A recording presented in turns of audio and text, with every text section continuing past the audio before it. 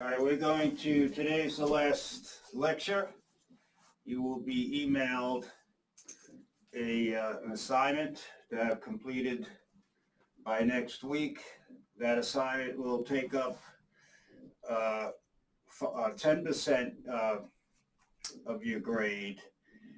And once I get the completed assignment, the day of the final, that I will also add the final 5 points to your final exam score. So you will, this lecture is going to be taped. There's also going to be a second tag onto this lecture, so that will be coming soon, either tonight or sometime tomorrow.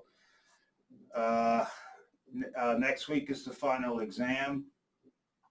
That is a real exam. It's not a open book, so you will be proctored and it will be timed accordingly.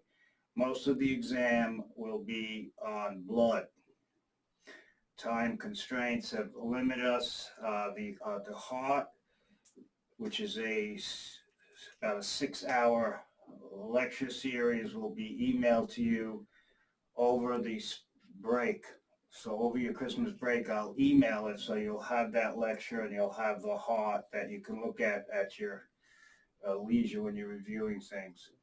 All right, we're going to continue today with the red blood cells.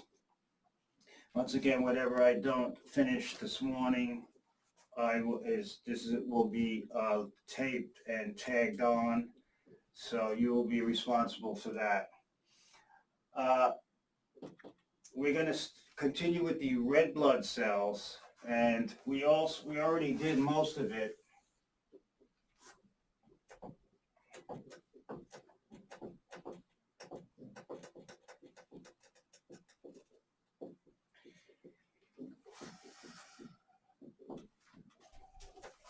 So the first thing you can check on a CBC was the erythrocytes.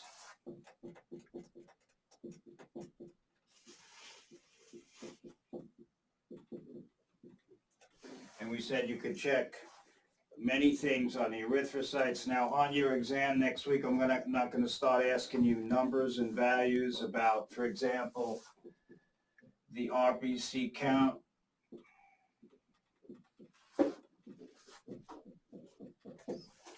Or a number, but we did do that.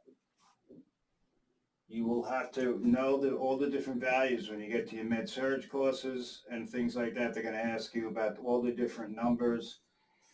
We did the hematocrit.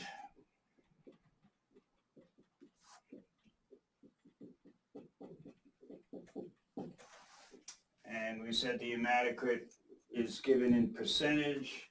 Red blood cell count, if you recall, is given in cells per cubic millimeter of blood.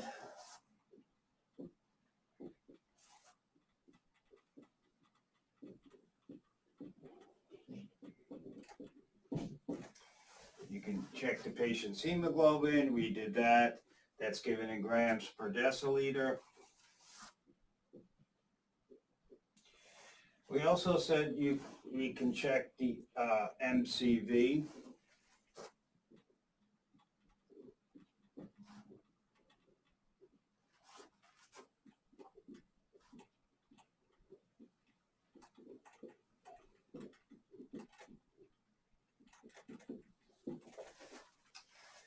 Which is the mean corpuscular volume. This gives us information about the size of the cell.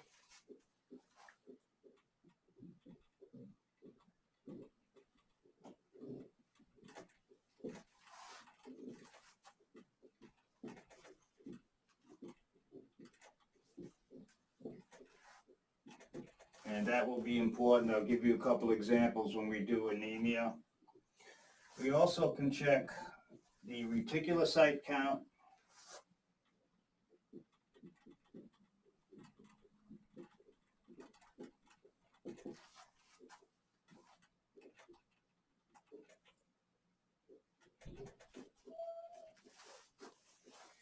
And that gives us, if you recall, the reticulocytes are immature red blood cells released from the bone marrow, ready to become mature. So they'll circulate in the blood for a day or two, and then finally will enter the final stage of maturation where they become mature red blood cells. This gives us information about bone marrow activity.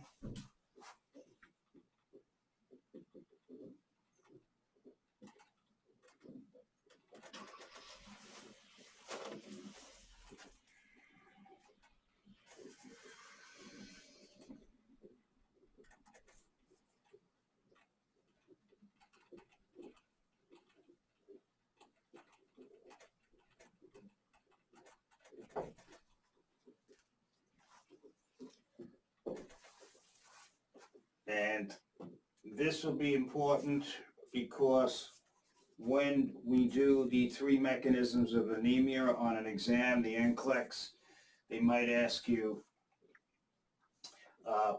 if the reticulocyte count is appropriate or not, and what could be the mechanism of the anemia. So we'll do that. We'll do anemia in general. I'll give you some specific causes of anemia.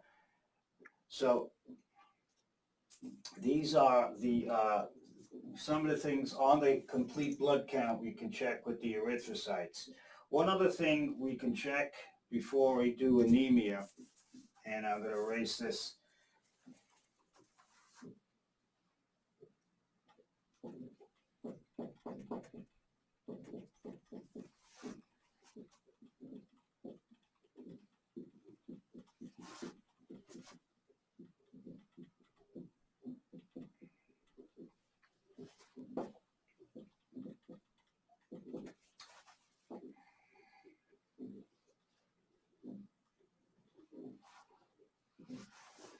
We can check something called the erythrocyte sedimentation rate. This is called the ESR.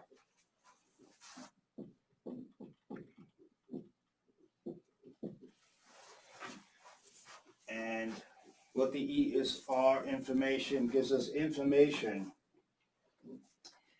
It tells us how quickly erythrocytes descend in a cylinder, for example, normal saline, and this ESR is just a non-specific indicator of inflammation.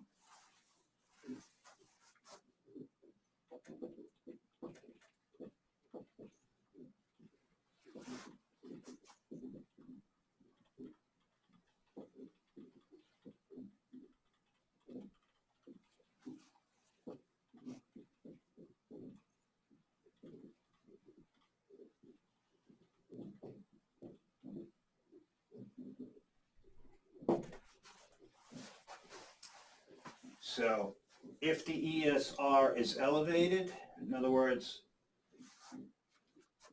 this will tell you if the patient has some inflammatory process. It doesn't identify the inflammatory process, but it tells you that there is inflammation going on. So an increased ESR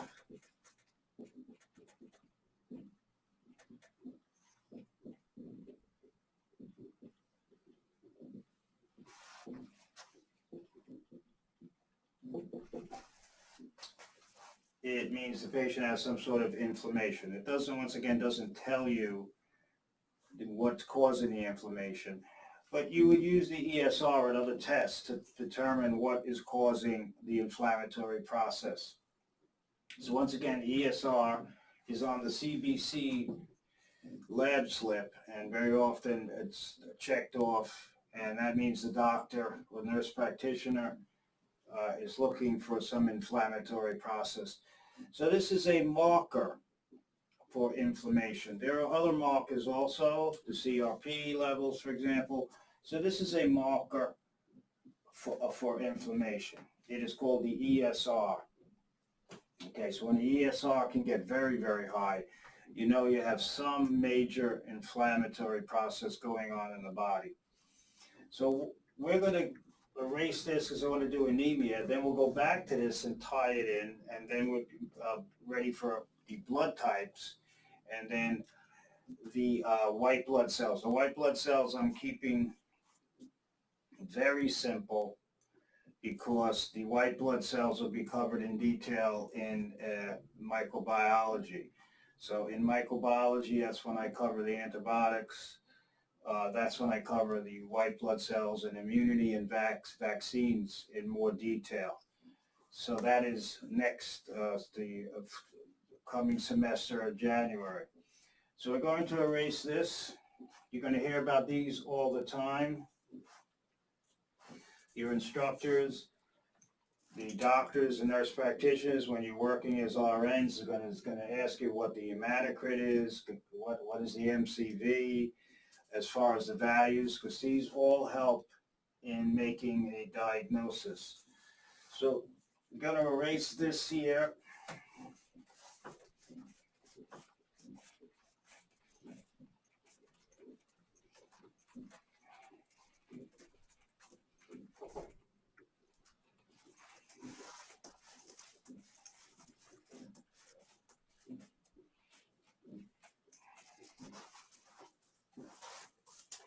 And let's just discuss anemia.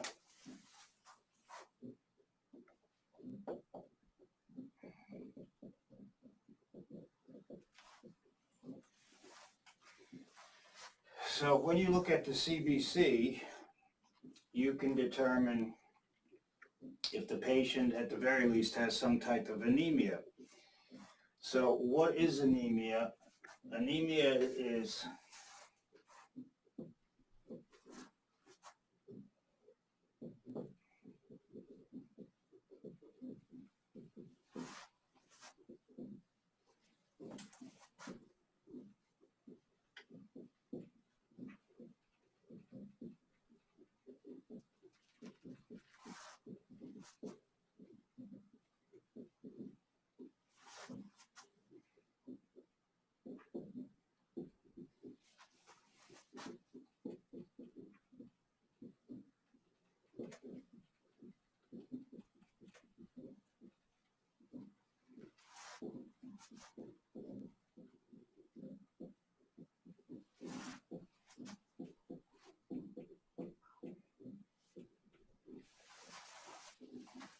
So anemia is merely a decrease in the red blood cell number, the erythrocyte number, resulting in a decrease in the oxygen carrying capacity of blood.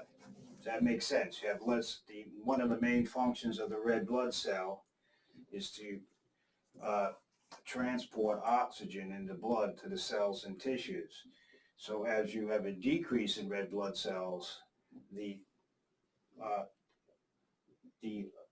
amount of red blood cell decrease or a deficit can result in tissue hypoxia. So this can be very serious. When you hear anemia, always think there are many signs and symptoms. Key point.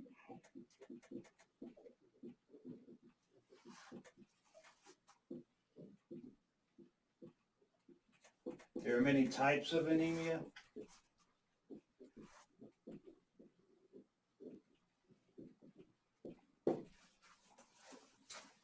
There are many signs and symptoms of anemia.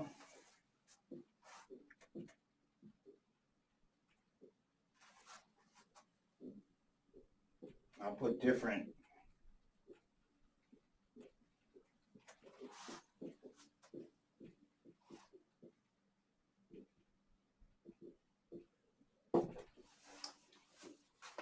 And so anemia can be mild or it can be severe.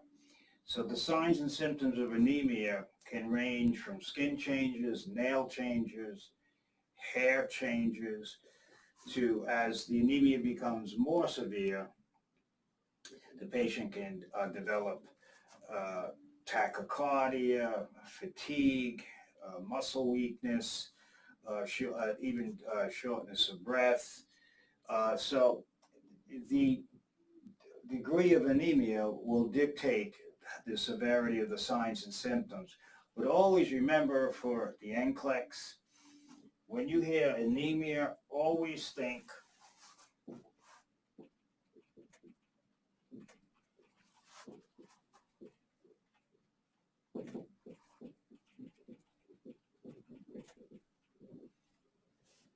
hypoxia.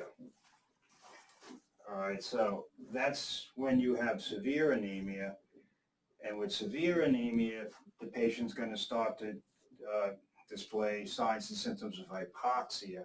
And hypoxia just means decreased oxygen at the cellular level.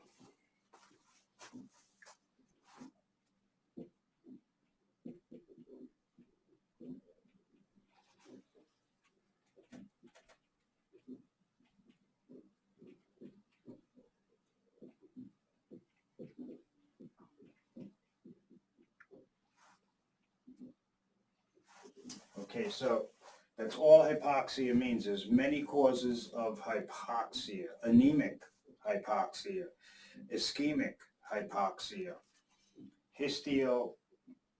toxic hypoxia. There's many causes of hypoxia. Hypoxia is just a general term, meaning the cells are not getting their oxygen. So do not confuse hypoxia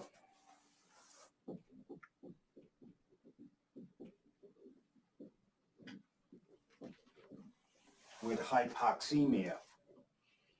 Hypoxemia is another cause of hypoxia, but all hypoxemia means is low oxygen in the blood.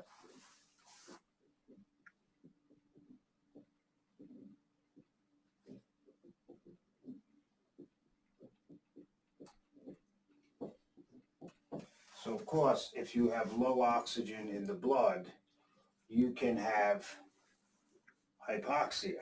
That makes sense. No, low oxygen in the blood, the tissues aren't going to get their oxygen, which is called hypoxia. But that's only one cause of hypoxia. Another cause of hypoxia is something called ischemic hypoxia.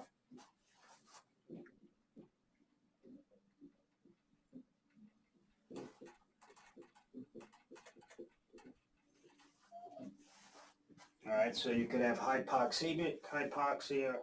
Ischemic just means a reduction in blood flow.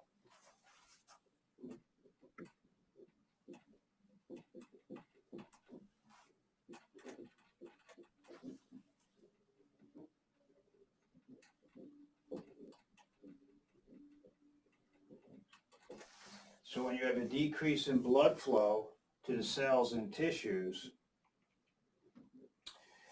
you will develop hypoxia, because all hypoxia means is decreased oxygen at the cell and tissue level. If you're in heart failure, so with ischemic hypoxia, your oxygen levels in your blood can be normal. It's just the blood is not getting to that part of the body. So therefore, whatever part of the body is not getting the blood, that part will suffer tissue hypoxia or cellular hypoxia. So hypoxia just means decreased oxygen levels. Okay, so you could also have anemic hypoxia, where you have a decrease in the red blood cell number. So there's all different types of hypoxia. Just know the difference for any test. Hypoxemia just means low oxygen levels in the blood. That can cause hypoxia, but that is not the only cause of hypoxia. If the heart is failing and it can't pump the blood to the tissues are going to suffer hypoxia. So hypoxia is just a general term. So when a patient has anemia, in a severe anemia, they're going to eventually show signs and symptoms of hypoxia. Now, the different signs and symptoms of anemia can be skin, neurological. So a decrease in the red blood cells shows many different types of signs and symptoms. But at the end, you're always worrying about the life-threatening conditions such as hypoxia. All right, so let's do There are many types of anemia, many causes.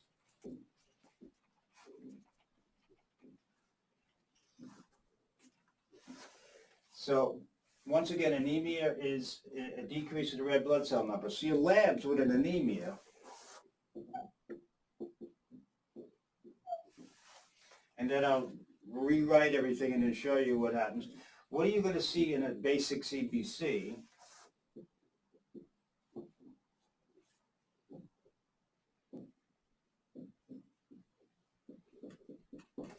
You'll see a decreased red blood cell number or red blood cell count.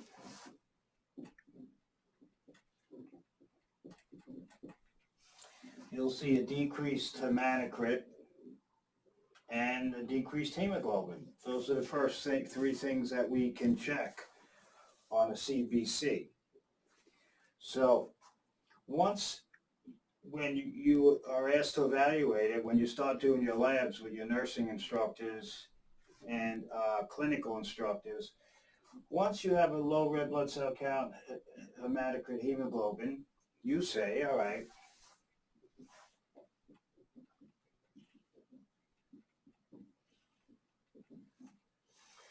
the patient has, it's anemia. Now there are many types of anemia. The patient might not even be symptomatic yet. Depends if on the extent of the red blood cell deficit and so forth. It also depends on the overall health of the patient. A young, healthy patient might tolerate anemia better than someone who's, for example, in 60s or 70s, who has a few other health issues. They might not tolerate the anemia to the same extent. So they might show signs and symptoms much earlier than a young, healthy adult. So we have an anemia. So we are going to do this. There's only three mechanisms. There's at least 30 different types or causes of anemia. So if your doctor tells you you have anemia, he or she then has to tell you what type, what causes. So there are only three mechanisms of anemia.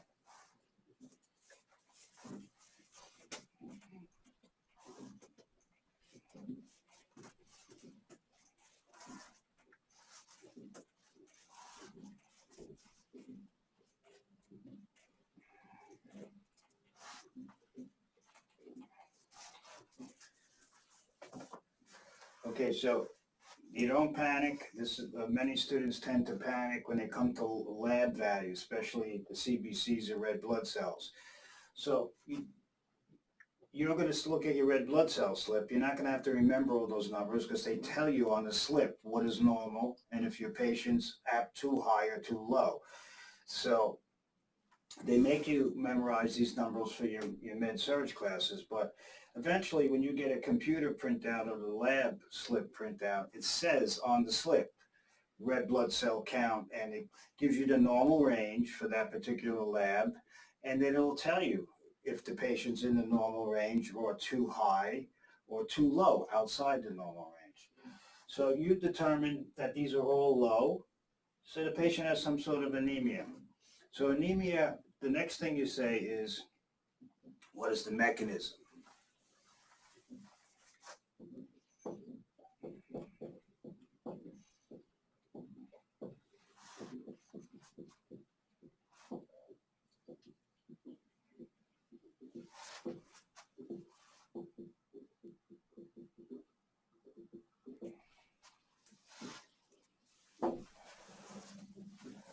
There are only three mechanisms of anemia.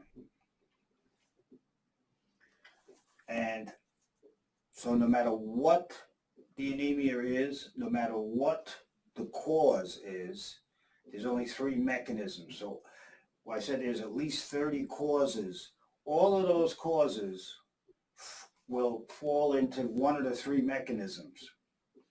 So the first mechanism of anemia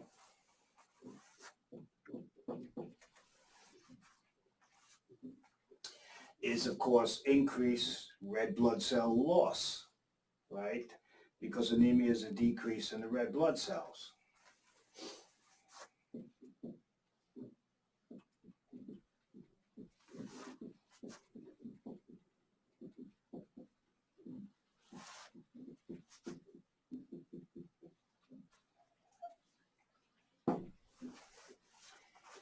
So the increased loss of red blood, how do we lose red blood cells? Right. The first way is, of course, the most obvious is when a patient is either through hemorrhage, bleeding,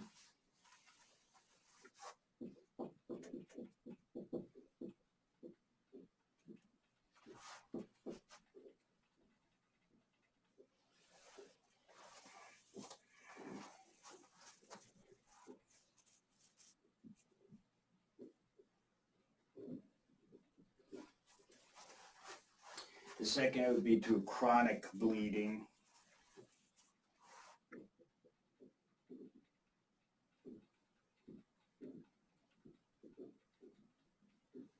Somebody may have a chronic bleeding ulcer and such. And a third way you can lose erythrocytes is through menstruation.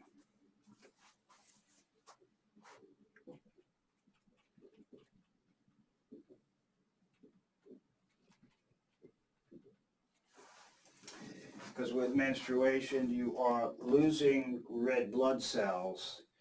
And so not only are you losing red blood cells, but you're losing the iron that's in the red blood cell, these iron that's in the heme of the red blood cell. So normally when you break down a red blood cell in the body, remember for the exam next week, the lifespan of red blood cells is 120 days, the average.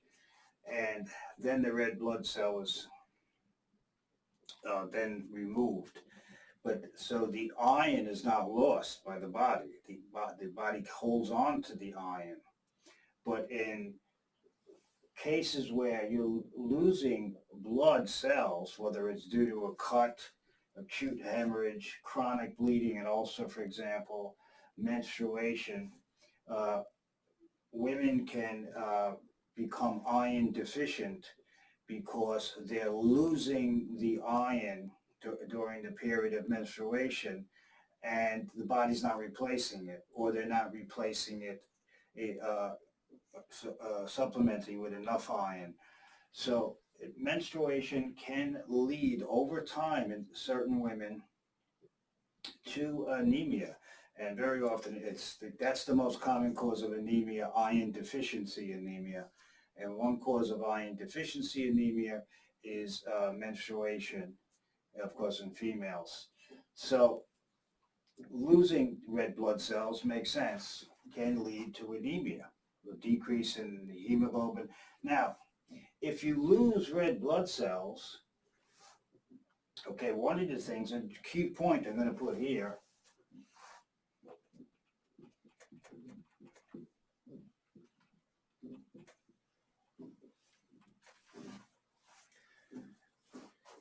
if you see on the CBC that you're losing red blood cells and your hematocrit's going down, your hemoglobin, your red blood cell numbers, then you want to check to see if the bone marrow is working. Because if you're losing blood, if you're losing red blood cells, then the bone marrow should be increasing its activity. So you will check the reticulocyte count.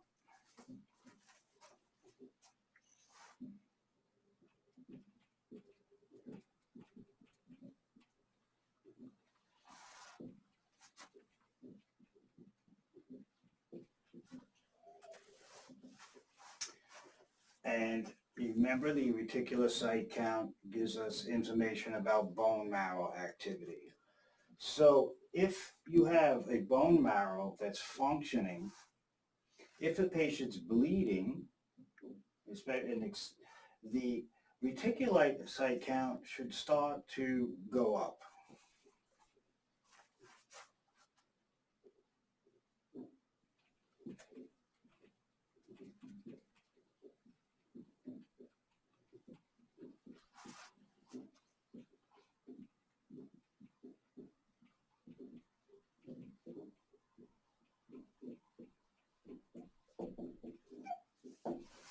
And you won't see that in normal menstruation. In normal menstruation, you can still become iron deficient, but your reticulocyte count will typically may not go up, but in a female who has excessive bleeding or abnormal bleeding uh, and is losing a lot of blood, that always has to be investigated, and the reticulocyte count will start to creep up because the bone marrow is trying to release red blood cells, and those the last type of cell, immature cell from the red bone marrow before it becomes mature is the reticulocyte. So the reticulocyte count should go up in if the bone marrow is functioning. So that is one mechanism. What about another mechanism? Number two,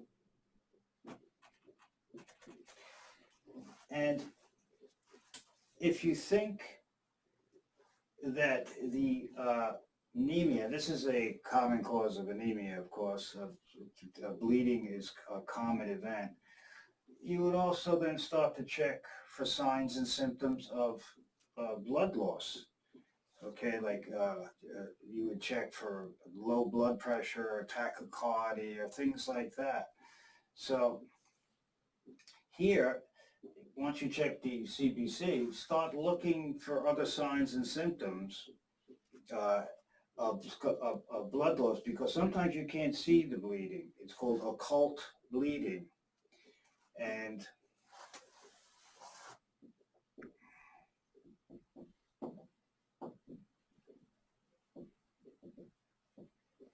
occult bleeding is when you don't see the bleeding. The patient can be bleeding into a body cavity or a tissue space, and you don't see one drop of blood.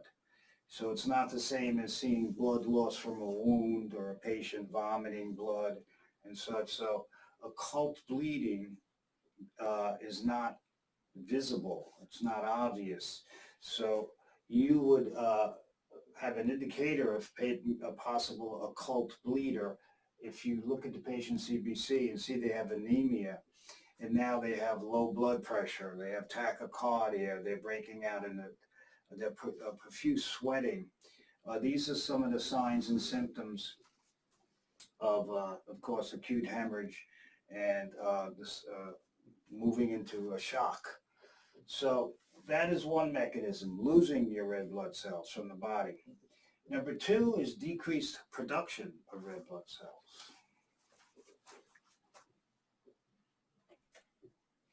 So I'm going to erase this so I have room.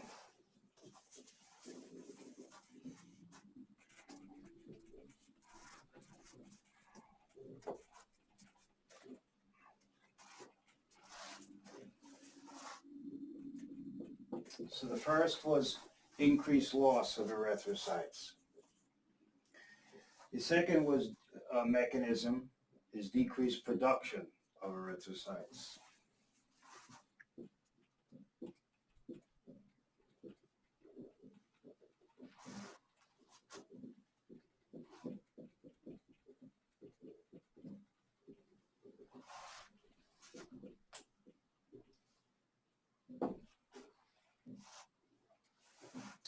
And production of erythrocytes is in the bone marrow. So the production of erythrocytes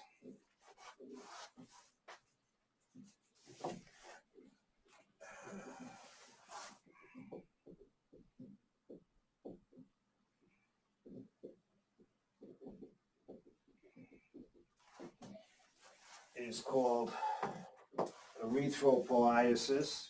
This is the creation or the formation of red blood cells.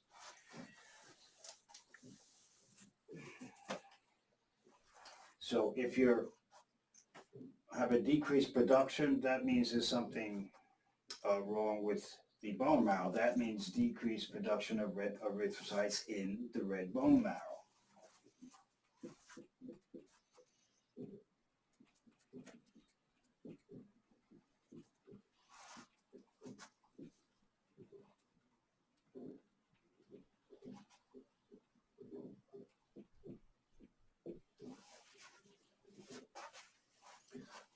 So this means you have a bone marrow problem. For some reason, the bone marrow is not functioning.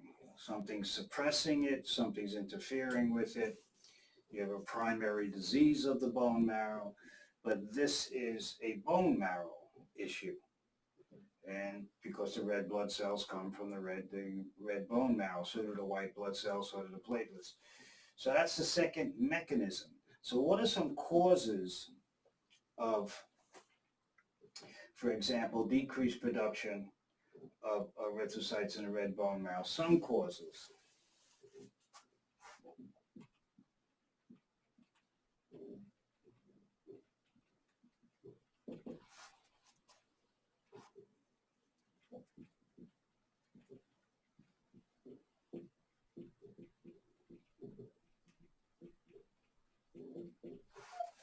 Vitamin deficiency. Okay, for example, the B vitamins, folic acid,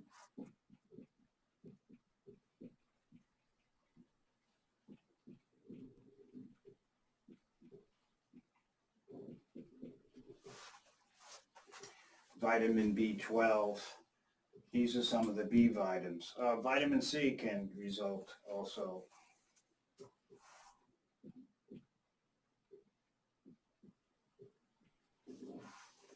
So a deficiency of some of the vitamins, particularly folic acid and vitamin B, are very, very important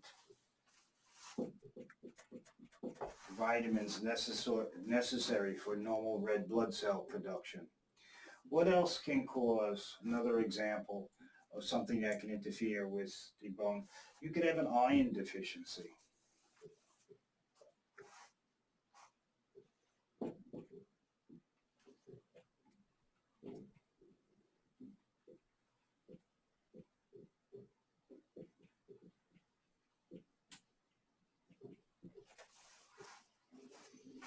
And actually, iron deficiency anemia is the most common cause of anemia in industrialized nations, for example, United States. So statistically, if you tell me you have an anemia, I would assume because of its prevalence that it would be iron deficiency until other tests proved it was not. So iron deficiency anemia can result in a decreased production of red blood cells, but you could also develop iron deficiency, don't forget, from loss of red blood cells because you're losing the red blood cells. Other things that can decrease red blood cell production, I'll put number 3 here. So we did some vitamins, iron deficiency.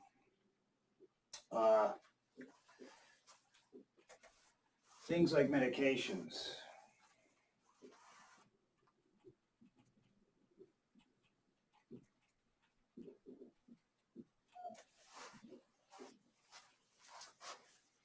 Many types of medications can suppress the bone marrow. These are chemotherapeutic agents used in, for example, various types of cancers.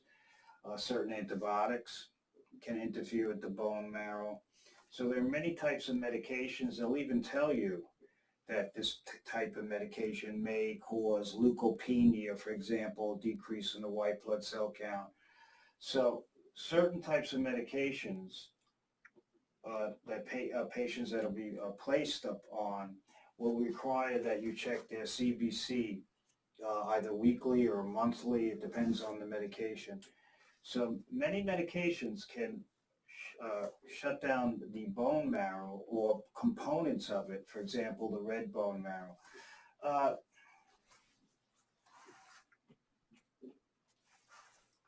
Things like toxins, various types of toxins.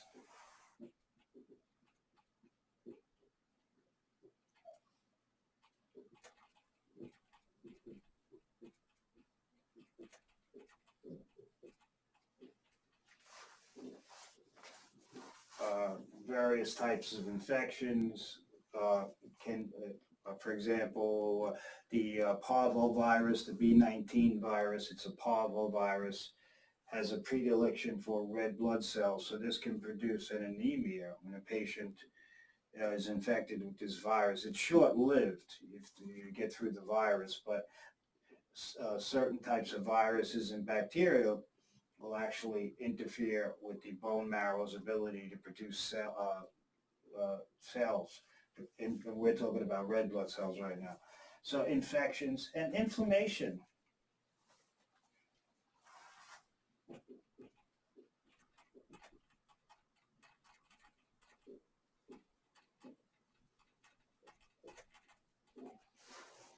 Especially chronic inflammation. Acute inflammation is good. It's a protective process.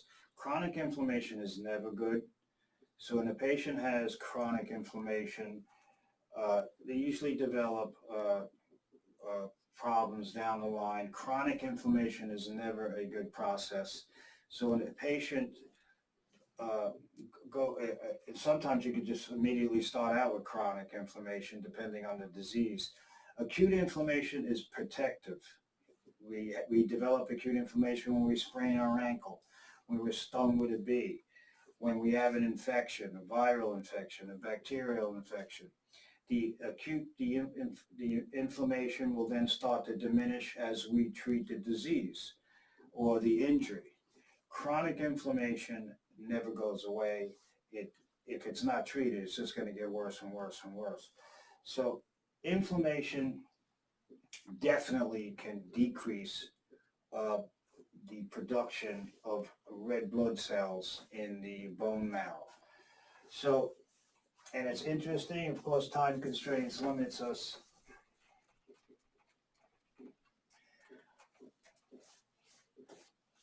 from doing this, but remember, while we're on this topic here,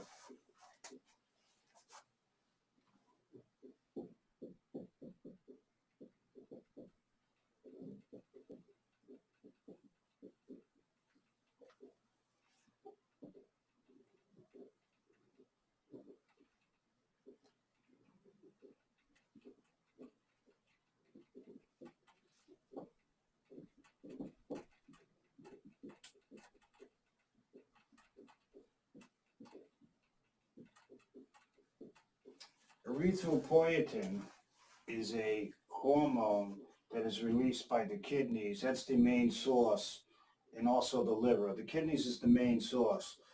This stimulates red blood cell production in the bone marrow.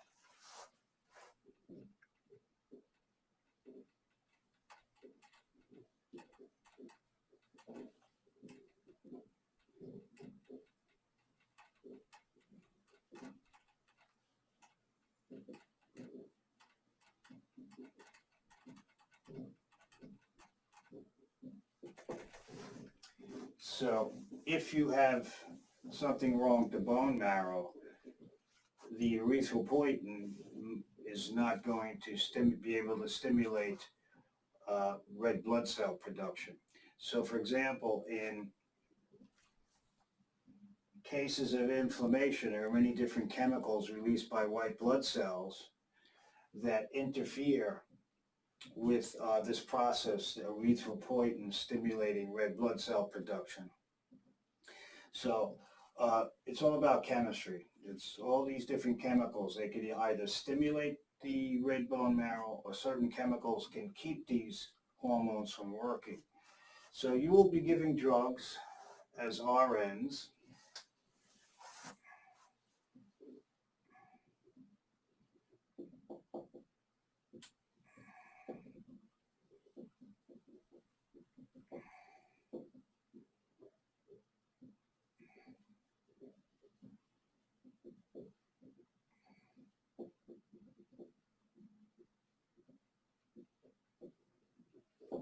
This is one type.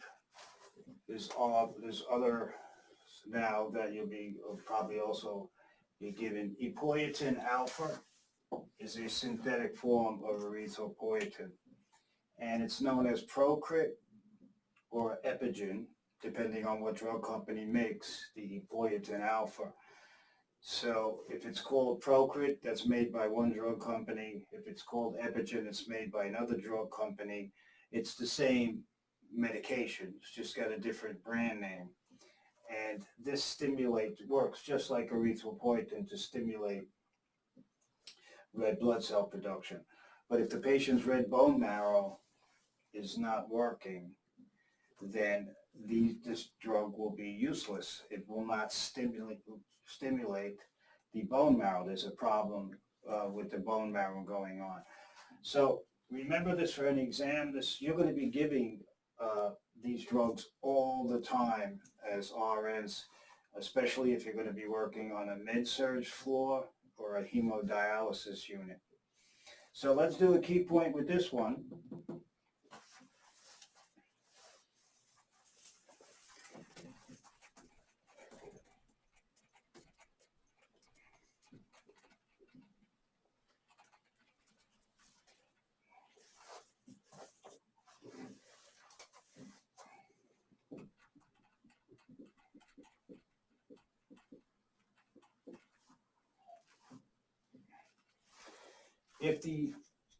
Now remember we checked the reticulocyte count.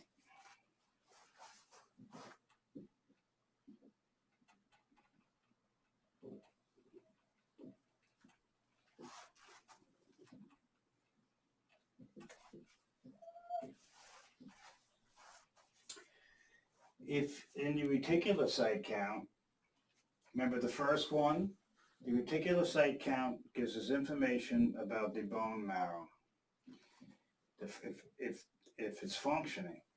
So if you have a loss of electrocytes or erythrocytes, the reticulocyte count should eventually start to go up and up and up to try to outpace the loss of the red blood cells. You're losing red blood cells, the body wants to make more red blood cells. In the second, the bone, so that means the bone marrow is working.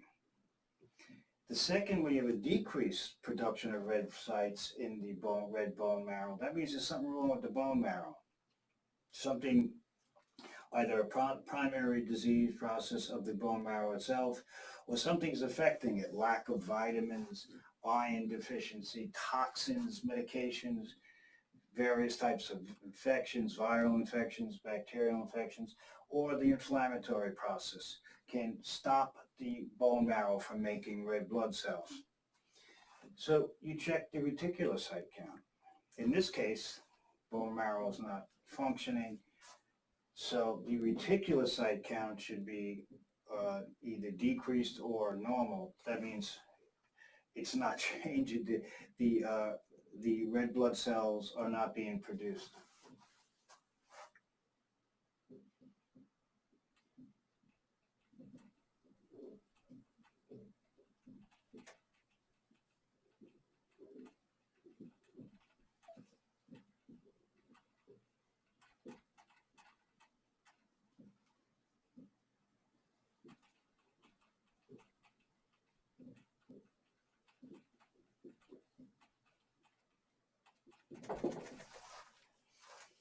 All right, so you'll see either no change in the count or it actually might decrease.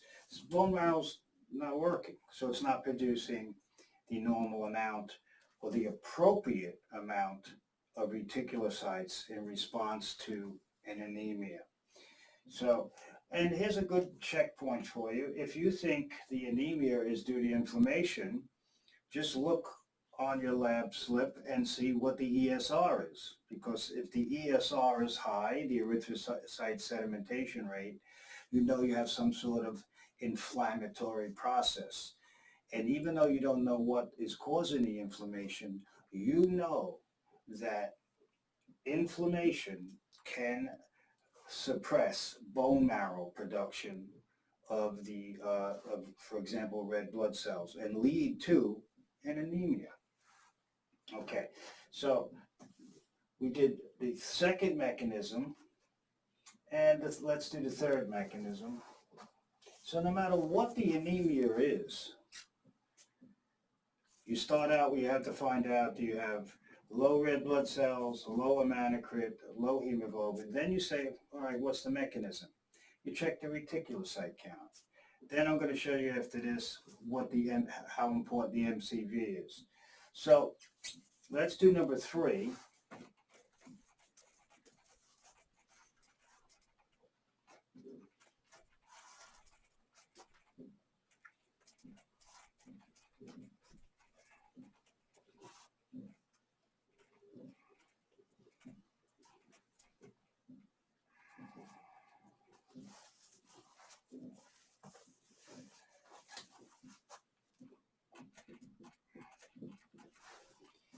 So we did increased loss of erythrocytes, decreased production of erythrocytes, and the third mechanism is increased destruction of erythrocytes.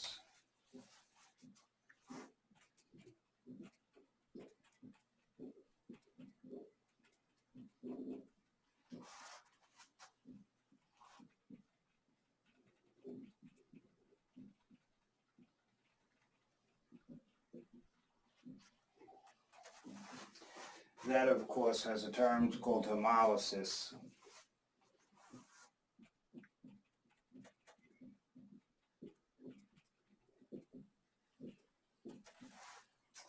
And there are various types of hemolysis, intravascular, extravascular. We're not worrying about that right now. So when you have an increased destruction of erythrocytes, okay, that means the red blood cell count will go down. You could develop an anemia. And an example would be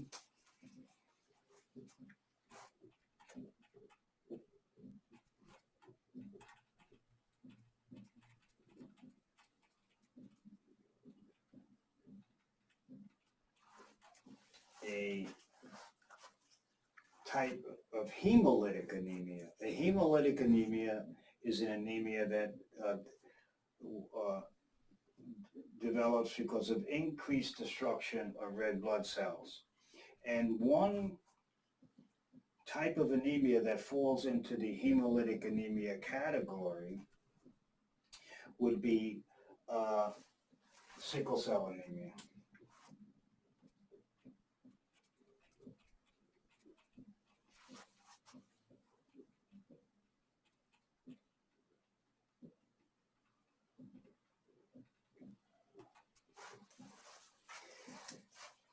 In sickle cell anemia, the red blood cells take on a sickled shape, and this is an abnormal shape. And so as the red blood cell moves through the capillaries or the sinusoids of the spleen, the white blood cells, the macrophages, will remove them. So the lifespan of a person of the red blood cell in a person without sickle cell anemia is 120 days. The lifespan in many patients who have sickle cell anemia is varying degrees. Of course, the lifespan of a red blood cell can be as short as 2 weeks. And so that's because the cells are abnormally shaped. So this can result in a severe anemia, and that is because of the abnormal shape of the red blood cell. There's other types of anemias too that are spherocytic or spherocytes. These are round red blood cells. Red blood cells are not round, they're discoid. So if the patient has round red blood cells, they're going to be removed also. So this is one cause of increased destruction of red blood cells. Another cause I'll give you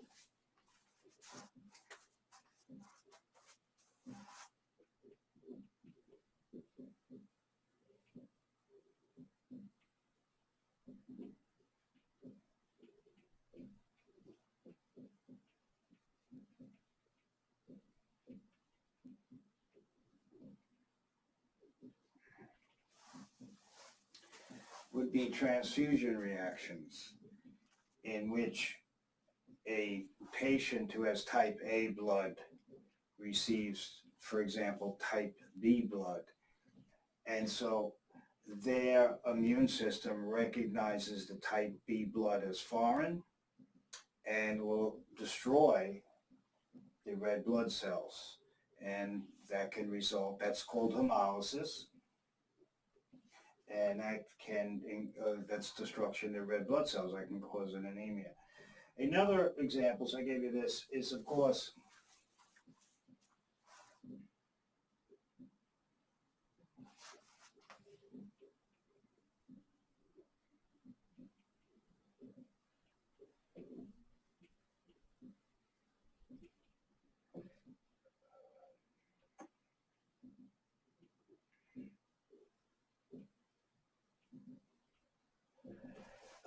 pardon me,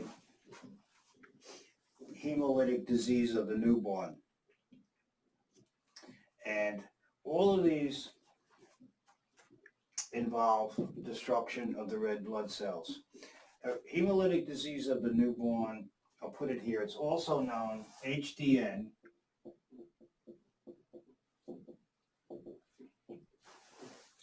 hemolytic disease of the newborn, is also known as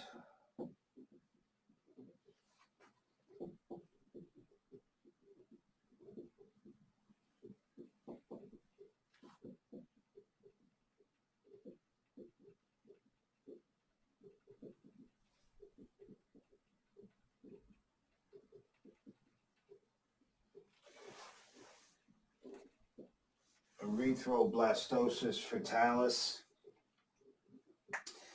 This at one time carried a high mortality rate. This is due to maternal child blood mismatch.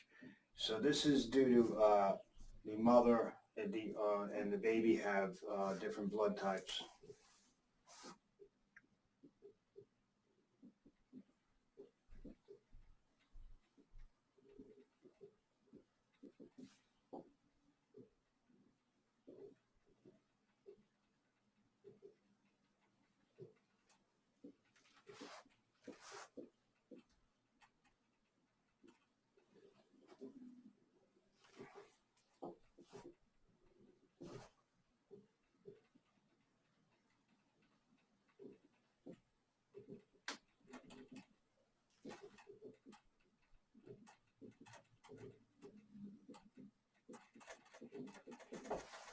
For example, the mother is Rh negative and the baby is Rh positive. This is very common, and this sets the stage for a medication called Rogam that will be given to an Rh negative mother. So all three examples result in increased destruction of the red blood cells. So let's do a key point here with this, if it's not already appreciated. So once again, hemolytic disease of the newborn, HDN, is also known as erythroblastosis fetalis. You will do this in your OBGYN and pediatrics, I'm sure. The mother and the baby have different blood types. The mother, for example, will be Rh a negative type, and we're doing that after the break, and the baby has Rh positive. So this will result in eventually the mother's immune system attacking the baby's red blood cells, causing destruction of the red blood cells. So I'm going to erase this here.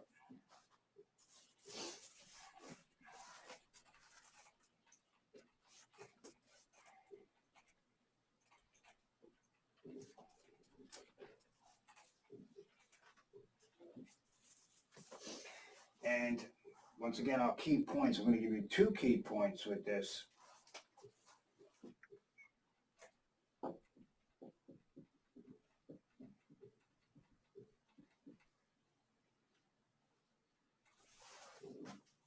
Is, once again, we're going to check the reticulocyte count.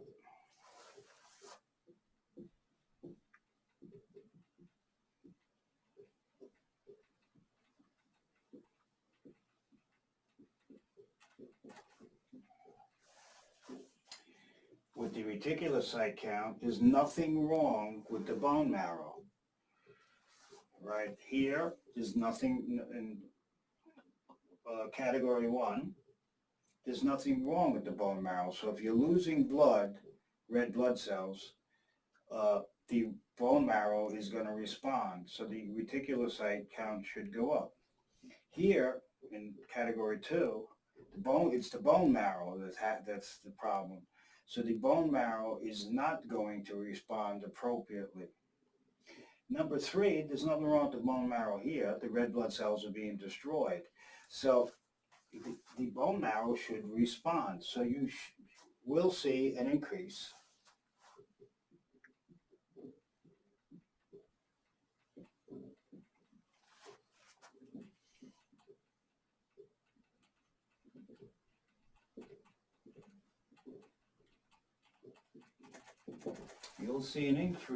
if the reticulocyte count will start to go up. So that's our first thing with our key point. But let's do another key point is when you have destruction, what will normally breakdown of a red blood cell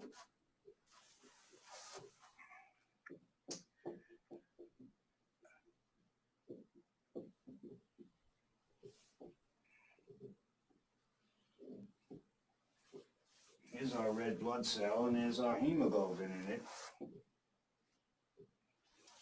And once, of course, you break down the hemoglobin, one of the things you'll get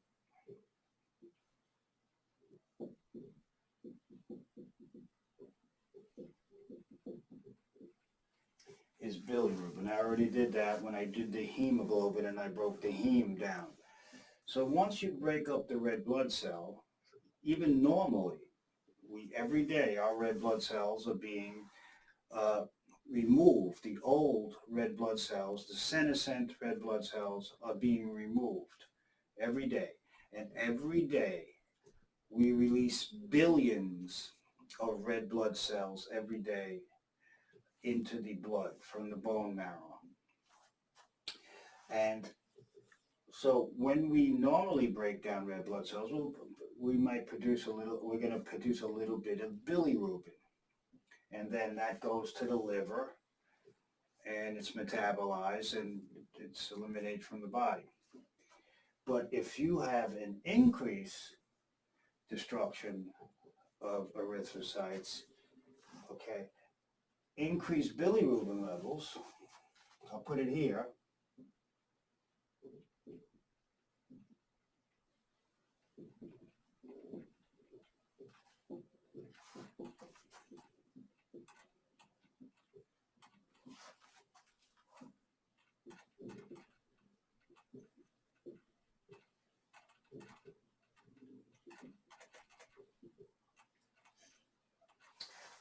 if you have increased hemolysis of red blood cells, the destruction of red blood cells, that's going to result in increased bilirubin levels.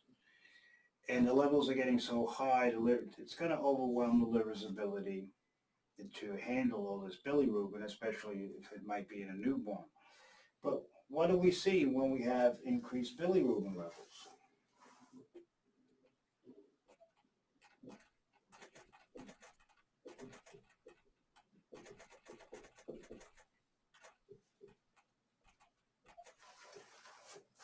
We have the clinical condition of jaundice. This is a yellow discoloration of the skin, yellow discoloration of the eyes and other mucous membranes. That is called jaundice.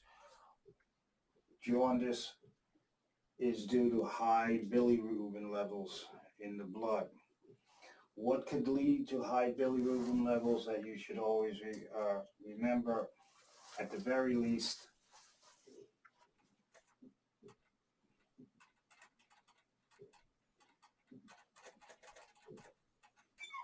hemolysis, think of a red blood cell problem.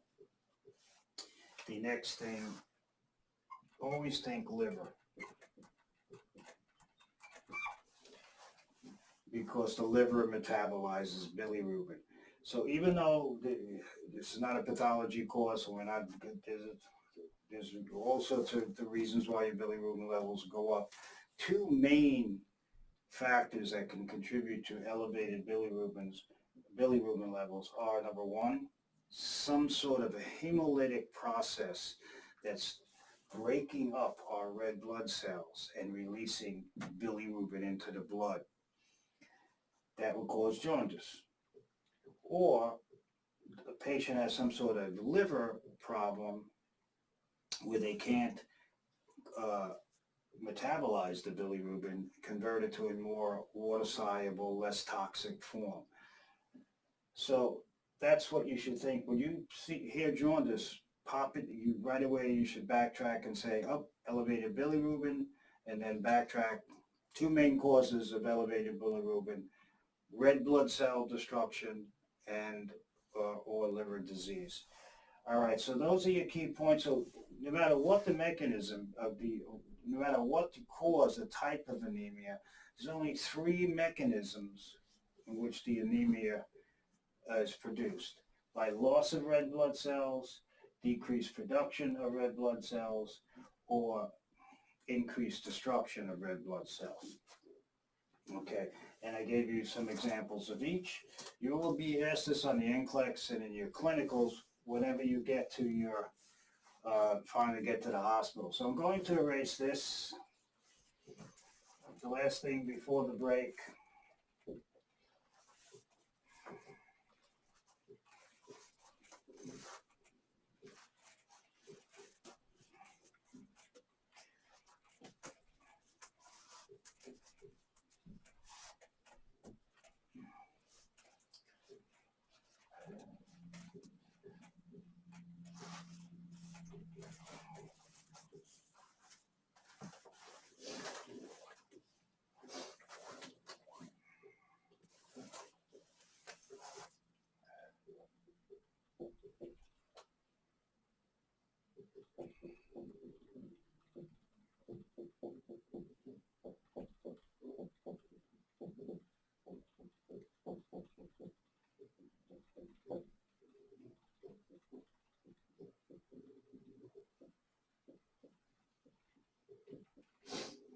All right, so another thing we'll do when we have an anemia is remember, so these are all been decreased.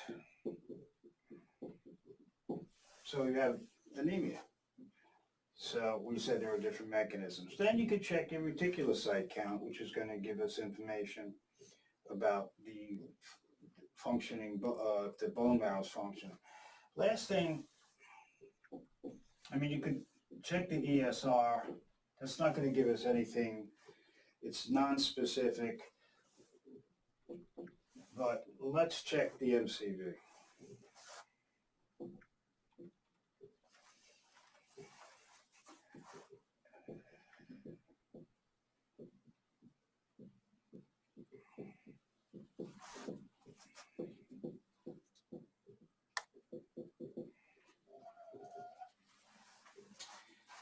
The MCV is the mean corpuscular volume. This gives us information about the size of the red blood cell. It's called the MCV.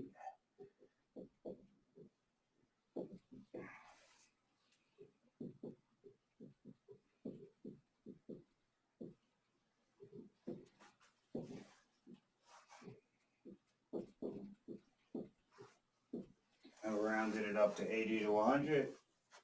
Some books have it 78 to 98. Some books have it even a different value. But in these brackets, that means the cell is normocytic. So if the patient has an MCV of 90 on the CBC report, this is normocytic.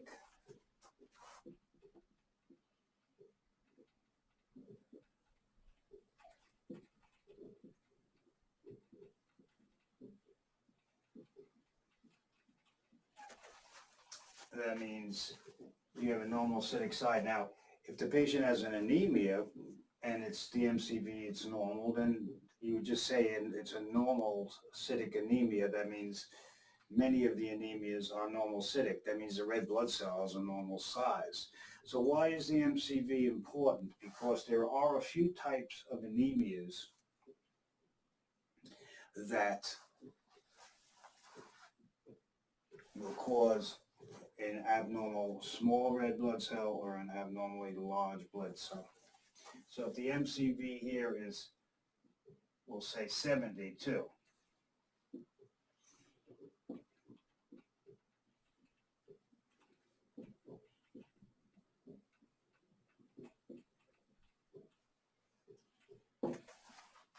so if the MCV is 72, it's low, that means it's microcytic, the red blood cell. If the patient has an anemia, then the patient has a microcytic anemia. And this is important because one of the major causes, before I consider anything, a major cause by far of a microcytic anemia is iron deficiency anemia.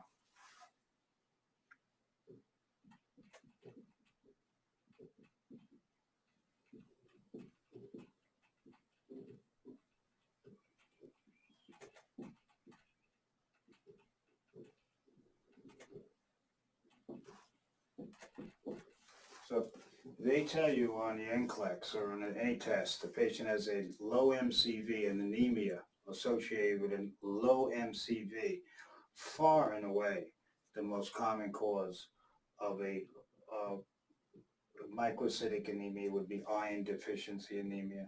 There are other causes, thalassemia, there are aluminum toxicity, there are other causes, but this is by far the common, that's the first thing, and that's what they'd probably be looking for in the NCLEX.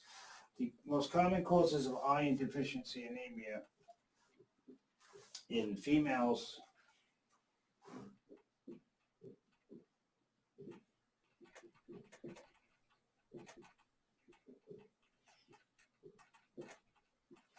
is menstruation. Some women have a heavier flow than others, and they will lose more normally for each month, and have to be very careful about losing not only the red blood cells, but the iron that was in the red blood cells. The body's not keeping the iron, it's being lost. So other women have bleeding between periods, and that it's called metrorrhagia. That should always be investigated, bleeding between periods. So either or, normal bleeding during irregular menses or excessive bleeding during a normal menses cycle can still result in iron deficiency anemia. Bleeding between periods is always has to be investigated, and that can also result in iron deficiency anemia. In the male, now that's not to say there are not other causes of iron deficiency anemia in the female. I just gave you the most common cause, what you should consider for NCLEX type questions. In the male, the most common cause of iron deficiency anemia is actually gastrointestinal bleeding.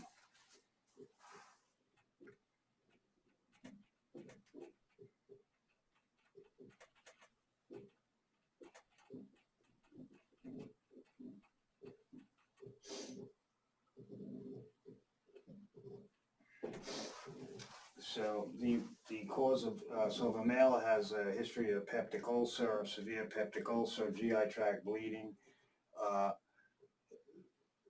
if the patient develops an anemia, it's most likely to be an iron deficiency anemia, and the MCV will be low. So I gave you one very, very common cause of an anemia which is microcytic, means the cell is abnormally small, and that is iron deficiency anemia. The other,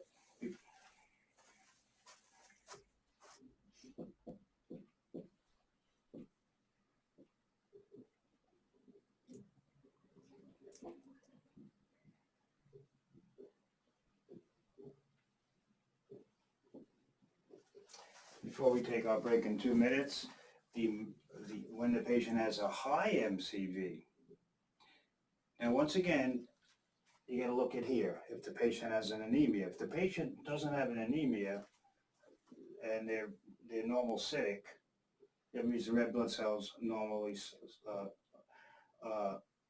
normal in size, but they can have a anemia, and if it's in this range, it's a normalcytic anemia. That means the red blood cell is normal. So there are only a few type causes of anemia that shift the size of the red blood cell to either too small or too large. Micro means small, macro means large. This is a large red blood cell, This is a small red blood cell and causes, there's only a few major causes of macrocytic anemia.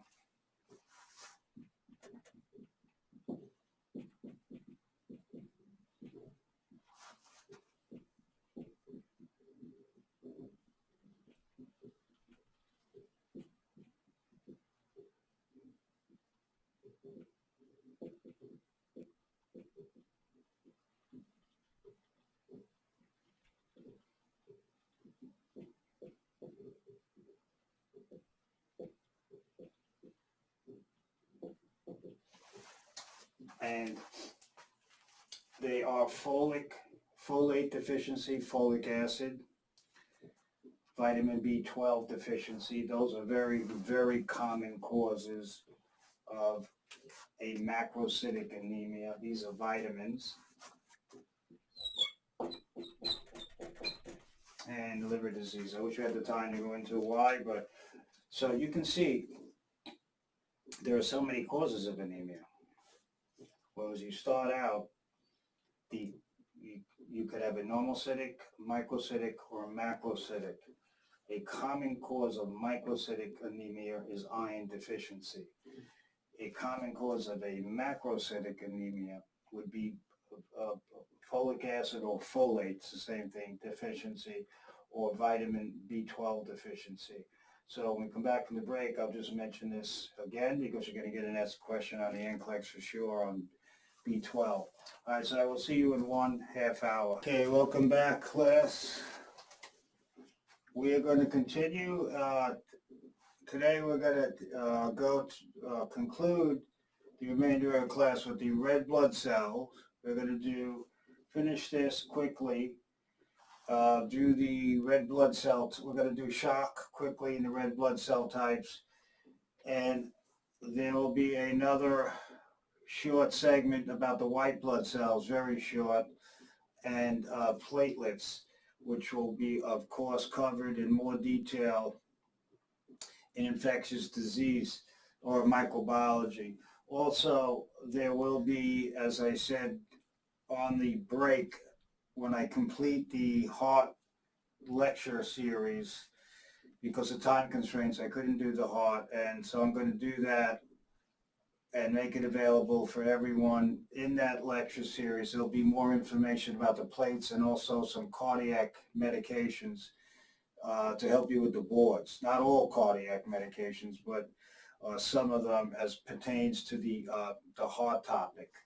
So let's just quickly get through this, then it'll take us to our shock, and then we'll do the blood types. These are very, very common cause of macrocytic anemia. Folate or folic acid deficiency. Folate is a B vitamin, and it's the salt, of course, of the folic acid. So it's folic acid, folates, the B vitamin. And folate deficiency not only results in anemias, but folate can also result in neurotube defects, such as spina bifida, meningocele, myelocele, and myelomeningocele. So these are, some of them can be quite severe, in which the likelihood of the child surviving is greatly diminished. But so folate is not only important for development of red blood cells, production of red blood cells, but also in developing embryo. So all women who have a possibility or are thinking about giving birth or getting pregnant should start a folate supplement because of the high risk of developing a neurotube defect because of a folate or folic acid deficiency. So vitamins are very important. Not enough bad things, and of course too many vitamins can reach a toxic level and also cause problems. But let's focus on vitamin B12, and I'm going to erase this.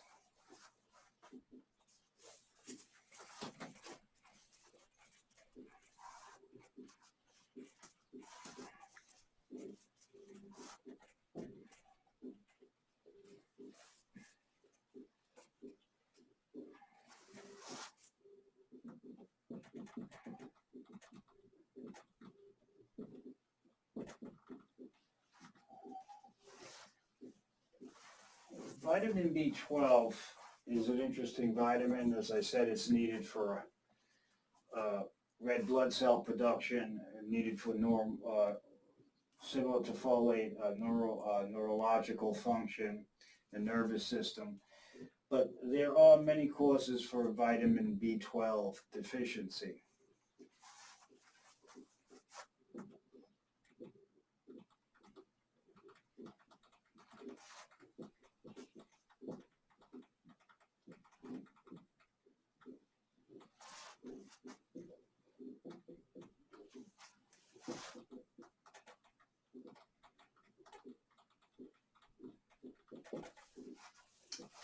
So I will give you some of the common causes.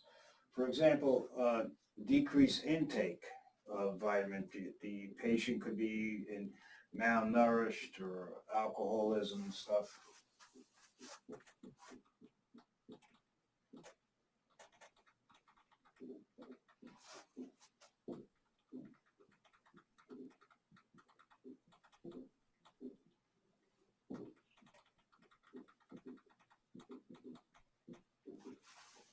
So things like malnutrition, alcoholism, things like that would very often result in vitamin B12 deficiency.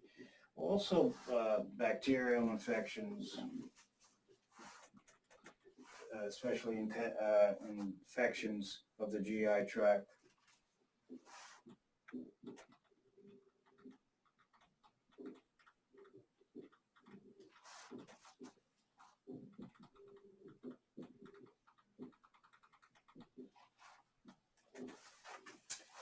So many bacteria, for example, will compete for us once we ingest the vitamin B12. They will actually extract the B12 and other vitamins. So our bacteria compete with us for some of the nutrients, and certain infections of the GI tract, we were infected with pathogenic bacteria. They will also compete for the vitamin B12. Uh,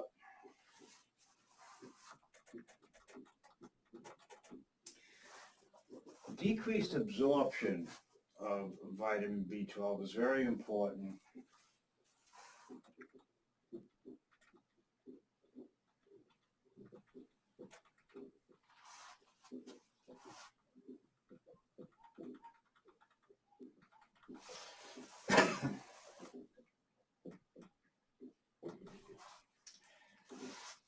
And there are many reasons why we would have decreased absorption. But a key thing is a key point physiologically.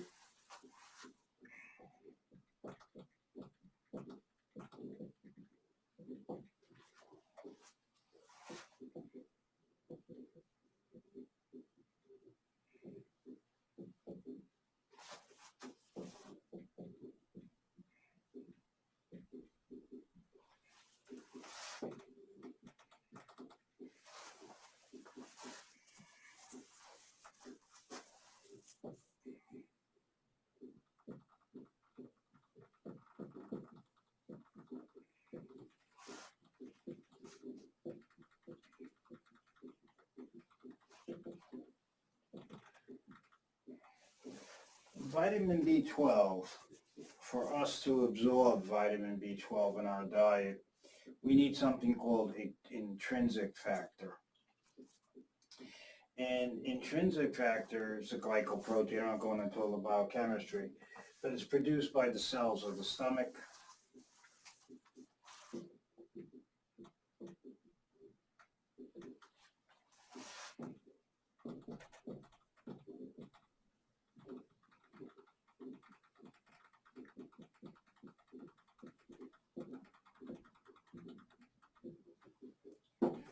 And without intrinsic factor, we could not absorb vitamin B12 from our diet.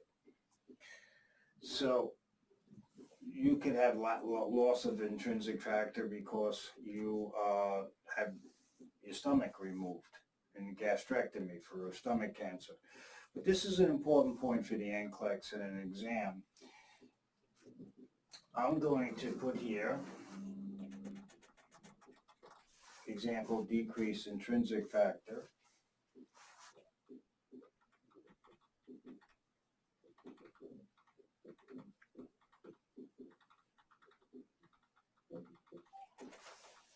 And there is a condition, so there are many causes. I didn't list all the causes of vitamin B12 deficiency. These are some of the biggies. But there is one condition that results in a decrease in intrinsic factor, and it's an autoimmune disease.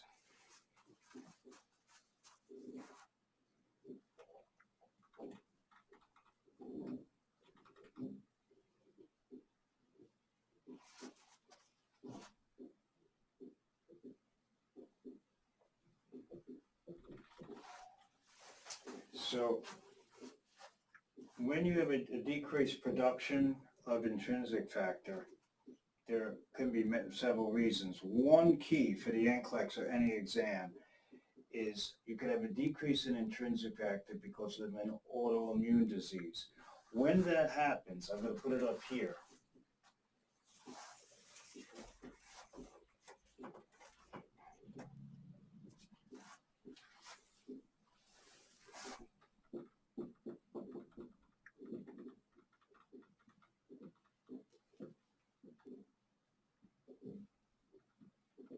It is called pernicious anemia. Pernicious anemia is an autoimmune disease.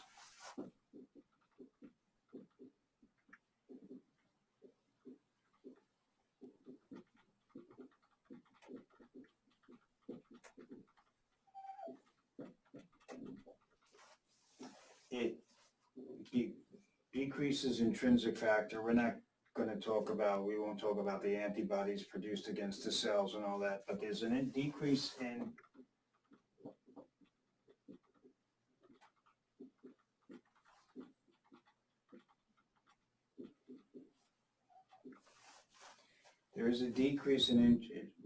intrinsic factor. Autoimmune disease means the patient's own immune system is producing antibodies against itself. So the body is turning on itself. So there are loads of different types of autoimmune diseases. This is one type. What we have to remember, this is but one cause of vitamin B12 deficiency.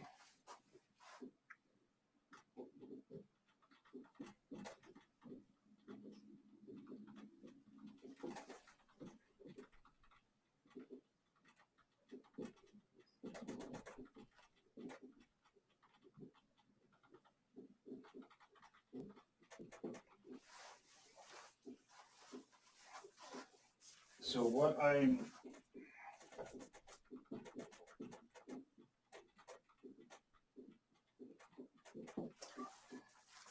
this means, as you can see, there are many causes for vitamin D deficiency. So do not confuse vitamin D deficiency on an exam and pernicious anemia. Pernicious anemia is only one cause of vitamin B12 deficiency. There are other causes. So when you hear the term pernicious anemia, you right away know it's vitamin B12 deficiency. This patient can develop a vitamin B12 type anemia, a macrocytic anemia, but it's due to an autoimmune process. So when you hear pernicious anemia, yes, it's a vitamin B12 deficiency, but only one cause. So the other causes have nothing to do with pernicious anemia. Pernicious anemia, strict definition, in autoimmune disease, which results in a vitamin B12 deficiency. Okay, so do not get that wrong on any type of exam, whether it's a nursing exam, next week's exam, or the NCLEX. Okay, there are many other causes for vitamin B12 deficiency pernicious anemia and autoimmune disease is but one. All right, we're going to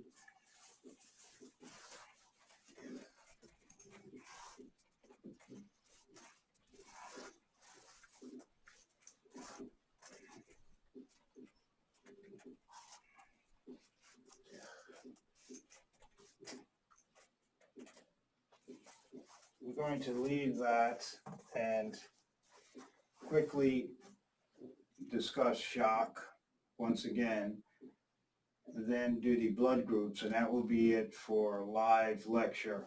There will be another tag to this second part of this lecture. This lecture you'll get today. The other part you'll get probably sometime tomorrow, which will be generally covering white blood cells and platelets. We're not going to be going once again into the white blood cells until next semester, infectious disease. Platelets we'll discuss next semester also. And there will also platelets come up on the cardiac lectures that I'm going to send out. So we're going to do right now what shock is.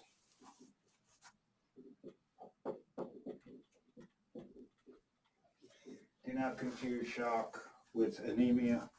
Anemia is a decrease in the oxygen carrying capacity of blood due to a decreased number of red blood cells. Shock is a state of inadequate tissue perfusion.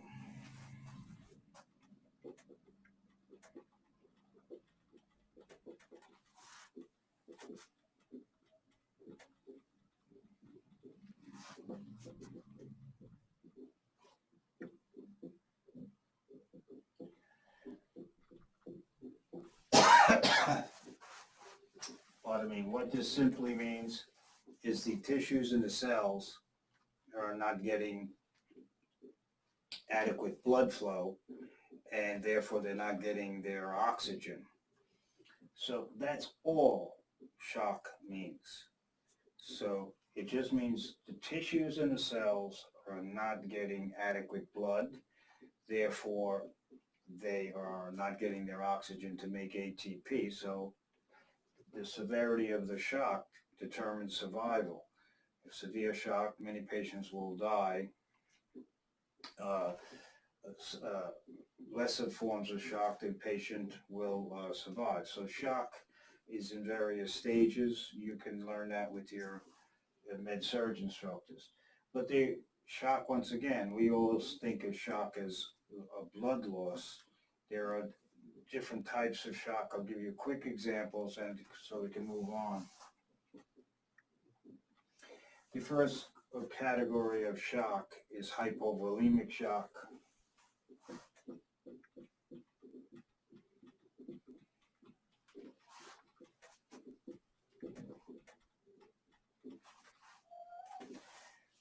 Hypovolemic shock means a decrease in blood volume.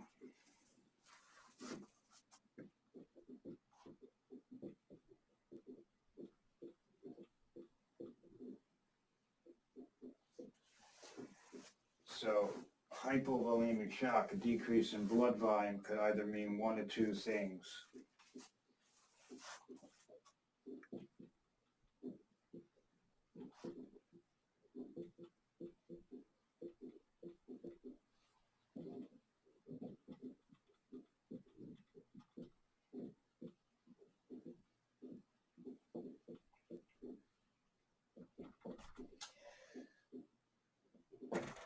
So it can be loss of whole blood or loss of plasma volume. If you recall, when we began the blood, and from last semester, I discussed the body fluids and the intravascular fluid blood. So when you lose blood volume, you could easily lose whole blood, or you just lose the plasma volume, which is, plasma is 92% water and things that are dissolved in the water. So you're not losing red blood cells and platelets and such when you're losing plasma volume. So the hypovolemic shock can occur due to, because of these.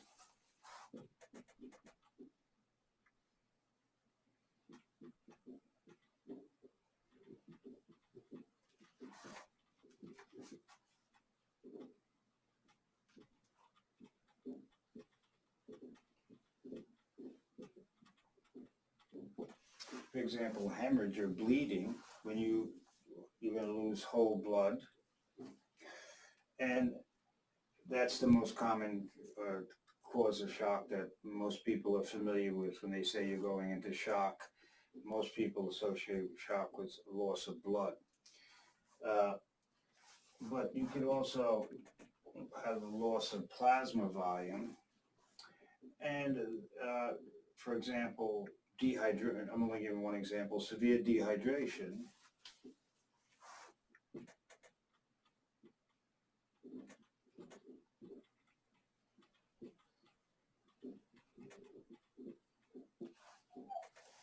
can result in loss of plasma volume.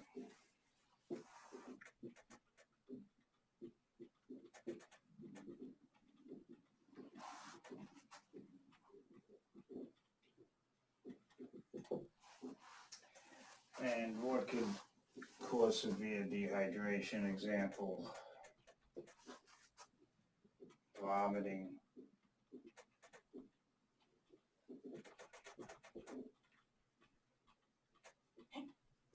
severe diarrhea. So you can go into shock and die from severe water loss, which then would hamper our plasma volume. So severe dehydration can result in loss of plasma volume. There are many causes of loss of plasma volume. I'm just giving you an example. Dehydration. What can cause dehydration? Protracted vomiting, protracted diarrhea can result in loss of body fluids. So that's the first. The second is cardiogenic shock.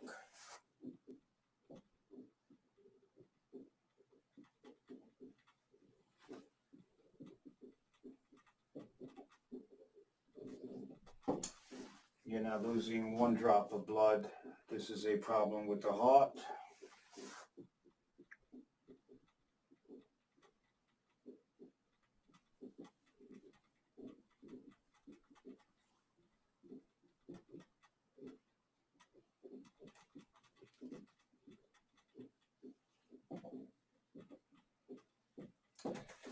So cardiogenic shock it's a heart problem.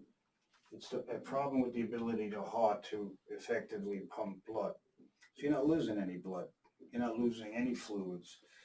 The heart is not able to pump the blood. That's a state of inadequate tissue perfusion. So you can, that fits the definition of shock. You go into shock and, of course, die. A third is put up here.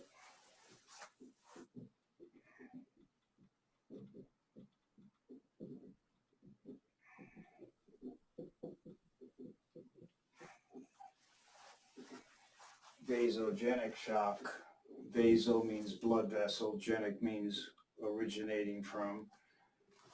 So this is a problem, once again, with you're not losing whole blood or anything. This is due to dilation of the blood vessels. So this is a problem with blood vessels.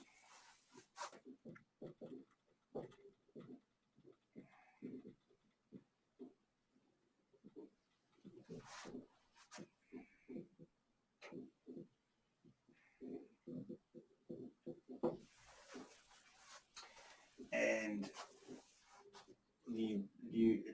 causes vasodilation.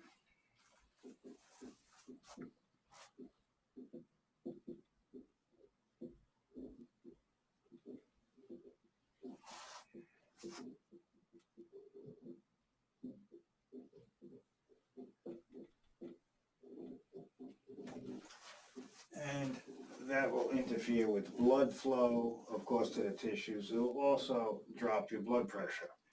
So vasogenic shock has many causes. One cause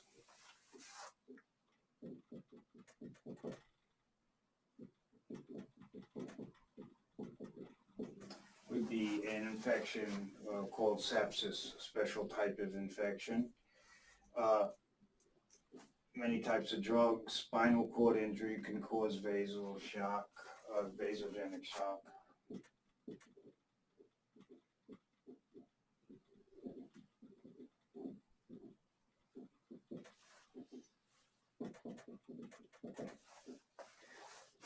So what is the last one is obstructive shock.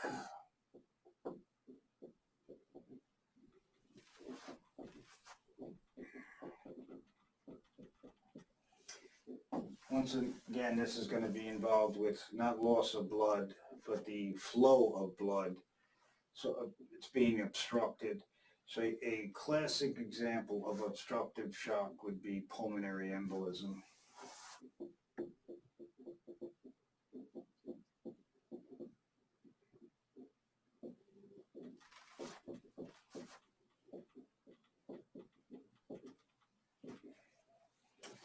An embolism is an embolus. I'll tell you after I erase this what an embolus is. So these are 4 categories of shock. What do they all have in common as the final common denominator? They produce a state of inadequate tissue perfusion, meaning the tissues and cells are not getting their blood, they're not getting their oxygen. So there are many causes why you would have inadequate tissue perfusion. Hypovolemic shock, either you're losing whole blood or you're losing plasma volume. 2, cardiogenic shock. You have all the blood in the world, but the heart is failing, it's not performing its duty in pumping enough blood to the tissues. 3 is vasogenic shock. The blood vessels vasodilate, blood flow slows in the system, and it also drops your blood pressure. When your blood pressure drops, blood flow also decreases.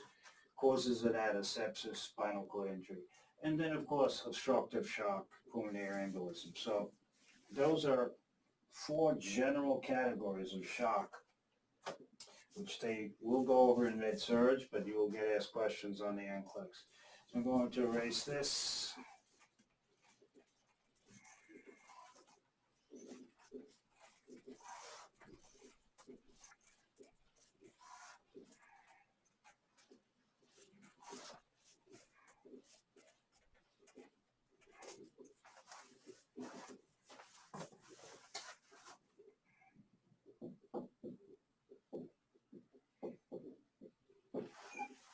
What is an embolus?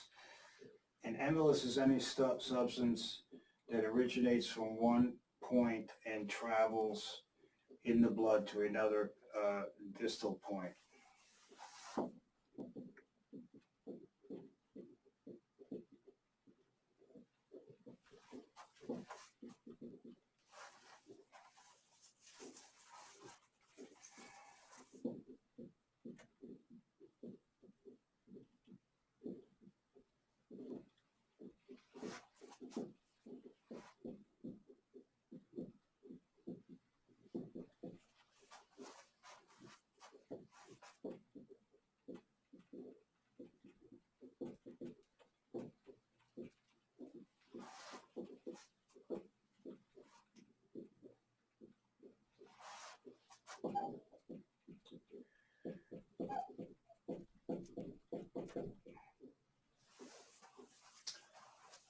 So an embolus can be any substance which originates at one point in the body and travels in the blood to another point or site in the body. So it uses the vascular system to travel. Many of us think of the embolus as a blood clot. So there are different types of emboli.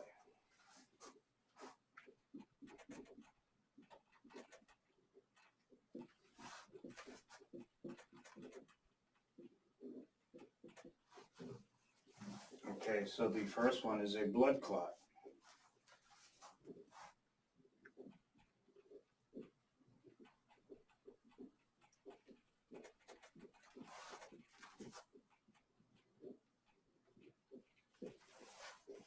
So a blood clot or a thrombus can break off and become an embolus. So this is, most of the time, this is what students think of when we talk about an embolus. But an embolus is not just about a blood clot from a vessel. So just so you see this,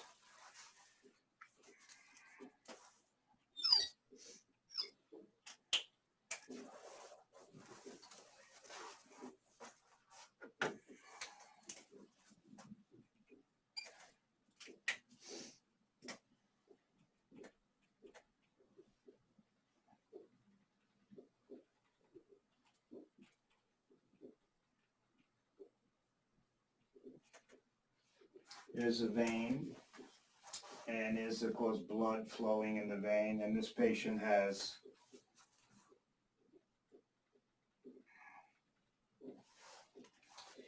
a thrombus. So this would be called a deep vein thrombosis.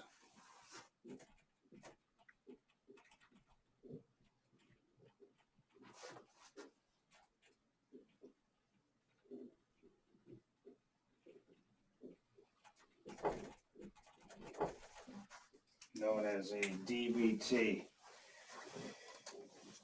And you're going to be battling this all the time as future RNs because this is a very common problem. So this patient is in bed for too long, develops a DVT. Now the DVT can fully obstruct the vein, so that would be obstructive. That's going to interfere with blood flow. It's already going to interfere with blood flow.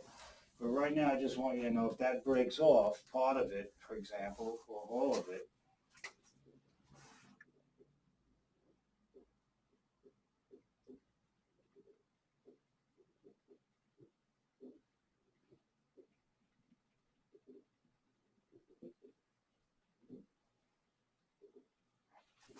that is now called an embolus. So part of the thrombus broke off. It could be the entire clot, and it travels. It travels in the blood. And if it goes to the lungs,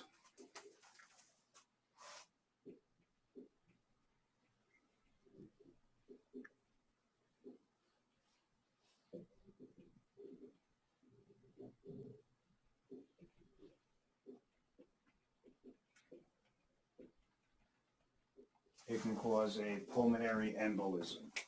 So now you got the clot is now in the blood vessels of the lungs. So are DVTs serious? Yes, because here you have a patient that had calf pain. You do ultrasound, you find out the patient has a DVT, and then all of a sudden, an hour later, the patient's complaining of chest pain, shortness of breath.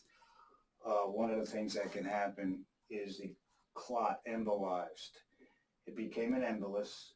Part or all of it broke off, traveled in the blood, the venous system, to the heart, and went right through the heart and stopped at the lungs. So the original site was the vein. The final site or destination was the pulmonary artery of the lungs. So this is a very, very serious condition. Very often it's diagnosed at death and the autopsy table. So one type of embolus, or types of emboli, plural, is a blood clot. We also have air.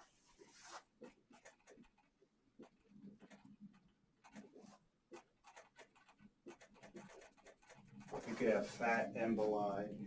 So air emboli, an air embolus is when air is introduced into the vascular system. This is why when you're doing your IV catheters and stuff, you make sure there's no air in the tubing or air in the syringe, because introduction of air into the vascular system can result in an air embolus, which can then go to the heart. Remember, an embolus travels. You started here, it traveled to the heart, and it can actually stop the heart. It can stop circulation. So air embolisms are serious. Fat, when you break a bone, for example, a femur, piece of fat, yellow bone marrow breaks off, enters the blood, and can travel to the brain, can travel different areas. A septic embolus,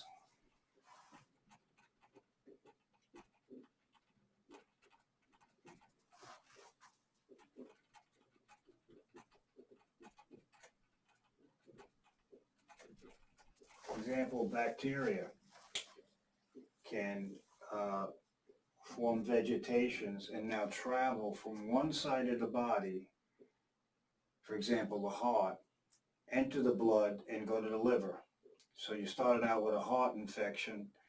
The vegetative growth of bacteria on the heart valve then entered the blood, it embolized, and now travels to the liver. Now you got a serious liver infection.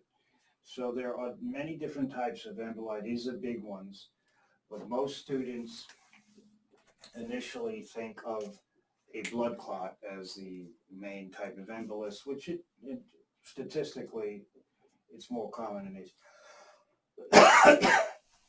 Okay, so you got a good review of that. Pardon me, this will come up again when we do blood clotting.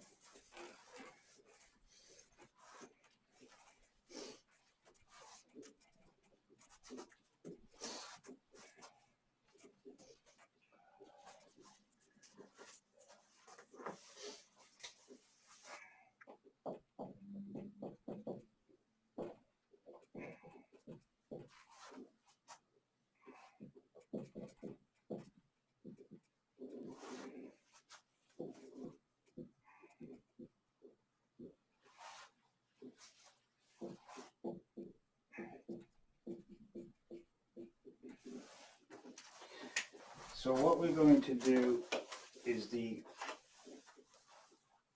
blood systems, the blood group systems and the different blood types. Very super complex topic because there are hundreds and hundreds and hundreds of different, now we know, blood types in both humans and animals. So there's a great diversity of the different blood types. But so that there are at least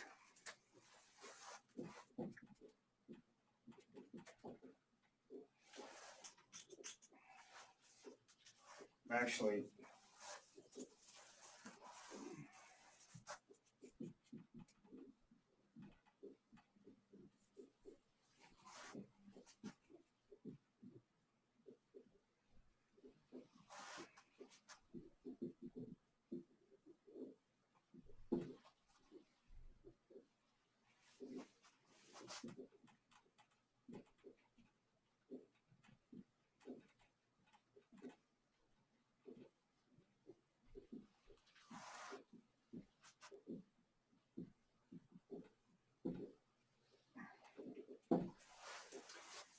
so this is a whole new specialty in medicine because this comes under the category of subspecialty of a hematologist and such. So this complicates transfusion medicine because of all the different blood types in human beings. But here are some examples.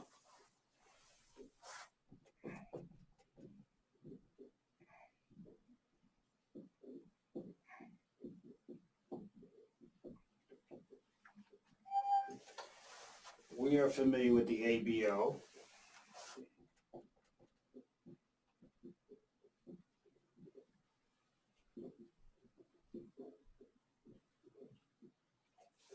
The ABO system, we're not doing subtypes, then has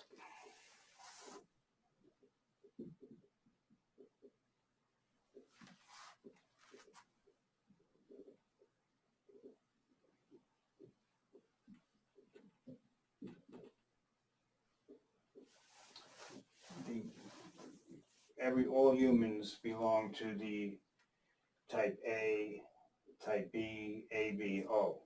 So that's called the ABO system. Now we're going to do that. The second is the RH system.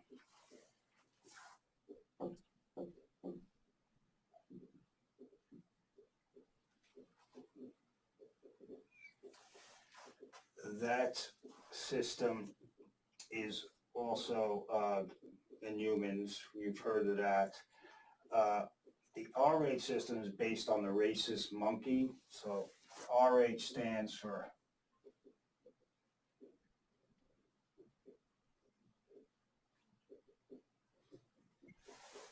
because the initial studies were based on the monkey, the rhesus monkey. In the RH system, you have,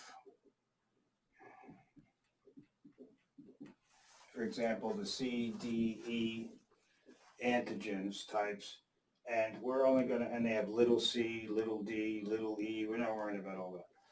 But what I want you to know, if in the RH system, if you have D, if you have the D antigen,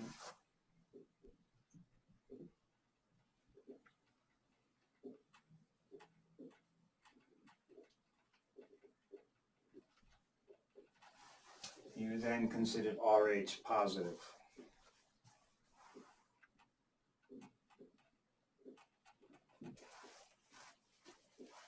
So you could be type A, and if you have that antigen on red blood cell, you're then A Rh positive. If you lack the D antigen,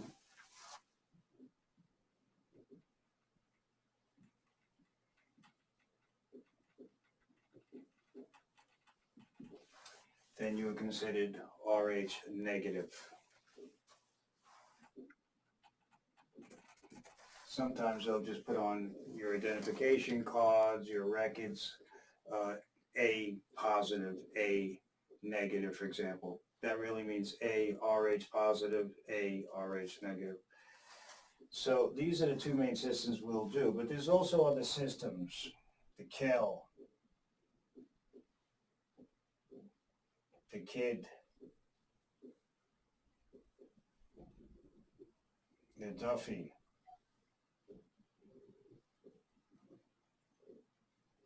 Lewis, the MNF. I mean, there's a lot of different blood group systems with different antigens, but these are the two most prevalent in the human species. So we're going to just focus on these.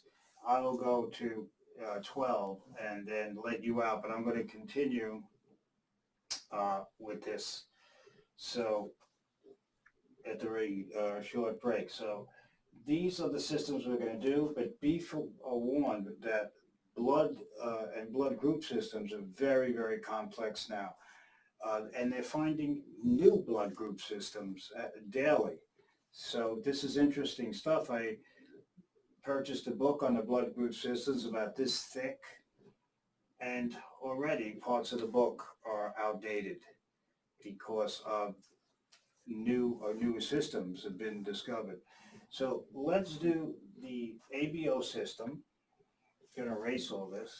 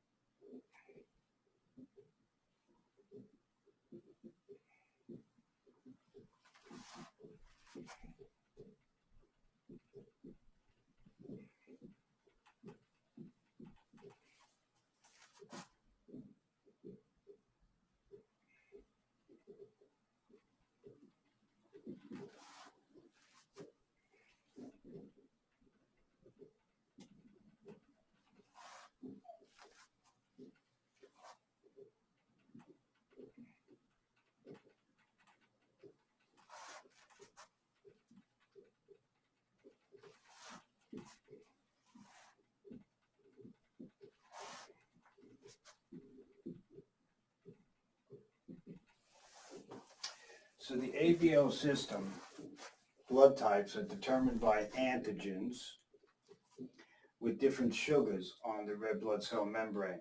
So each antigen has a different sugar on it. We're not going to start giving you all the sugars. And so it's the sugar that will determine whether you're going to be type A, type B, type A, B, or type O. Okay, so as far as the distribution, the most common blood type is type O.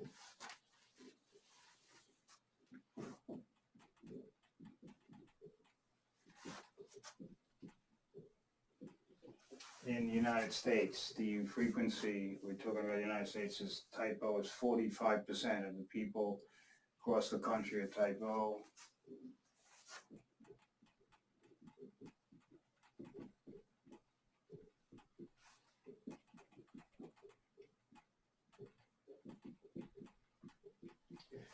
Type A is 41%. For example, I'm type A. Type B is about 10%. So you can see it starts again. Type AB is about 4%.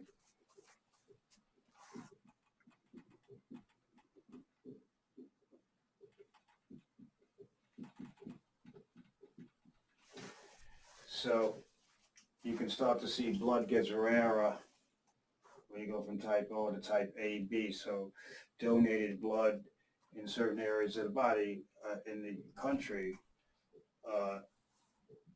is can be a problem because of the rare blood types. And then it gets even rarer when you have type AB negative is one of the rarest blood types. So these are the common distribution of the ABO blood types in the United States. Now, I'll draw that in a minute, but normally, so these are some key points.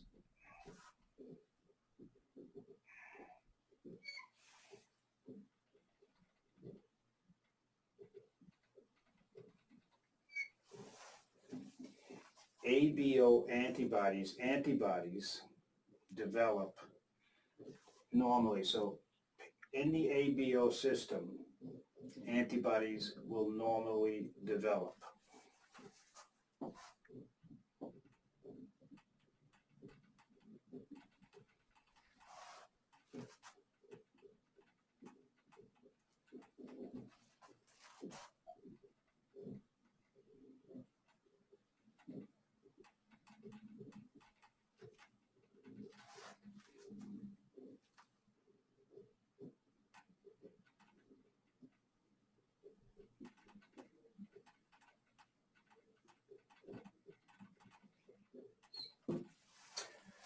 So I'm going to draw that so that you're supposed to have in certain of the ABO, in the ABO system, antibodies that develop when you're a baby. And these antibodies develop partly because of bacteria in our intestine. They develop partly due to exposure to certain types of foods.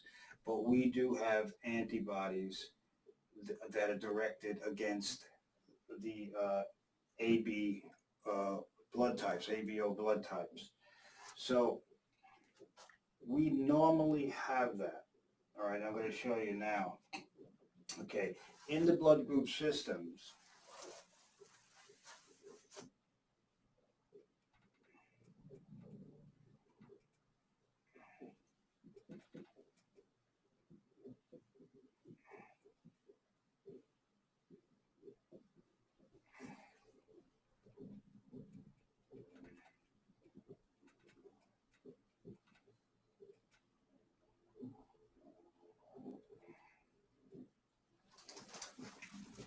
when we're talking about blood types, because you're going to see these terms, an antigen has another name. It's a fancy name. It's called an agglutinogen. Same thing as a blood group antigen, but they just want to be fancy. An antibody is called an agglutinin. So if you hear agglutinogens or agglutinin on a test question, you know they're talking about blood types and involving blood groups. So an antigen is the same as an agglutinogen. An antibody is the same as an agglutinin. So as soon as you see that, you know you're dealing with blood groups, especially the ABO system. I'm going to draw it now, and then once I sign you off, we'll finish it, but let me just start it. So let's erase our key points so you see this.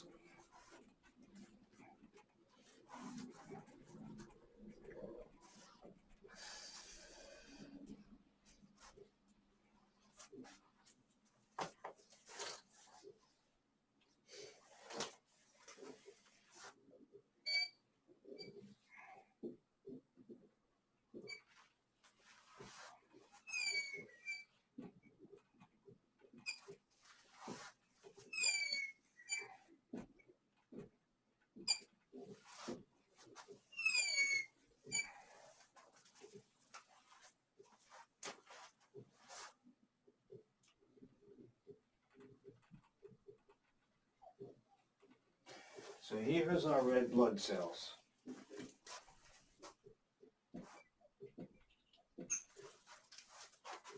So our blood cells. Here's one red blood cell. So if you have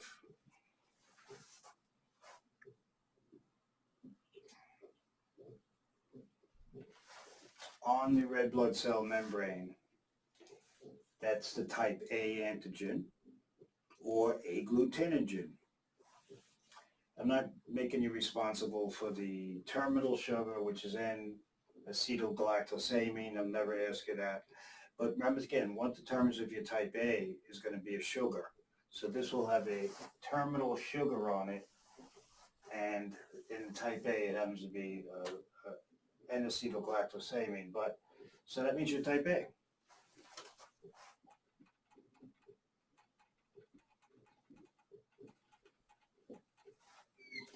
If you're type A blood in the plasma, you're going to have an antibody, an agglutinin.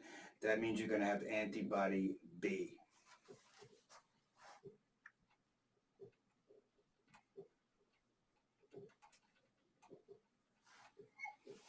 You're always going to have the opposite, because you can't have antibody A, otherwise it'll attack the antigen. So in your plasma, so if you have type A, I have type A blood, in my plasma, my blood plasma, I have antibody B. So you can't give me a type B blood because my B will attack the antigen. Here, let's do this here.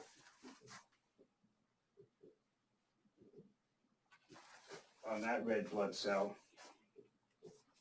I have the B antigen. Once again, different type of sugar.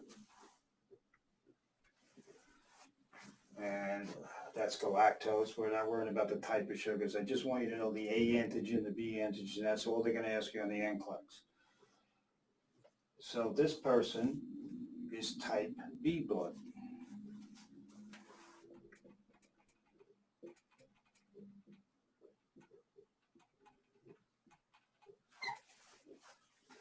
And in the plasma, this person would have antibody A.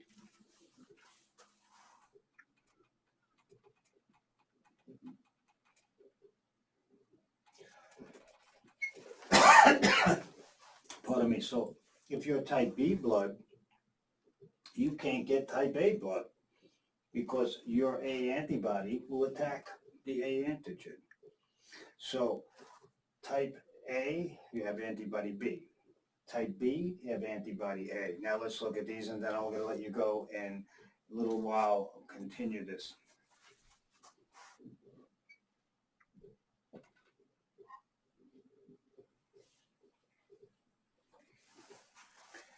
On this person's red blood cell, they have the A and B antigens. So that means that terminal sugar is N-acetylgalactosamine, and the other one on B is galactose. All I want you to know is you have the A and B antigens. What's another name? A and B agglutinogens. In this patient's blood, so they have type AB,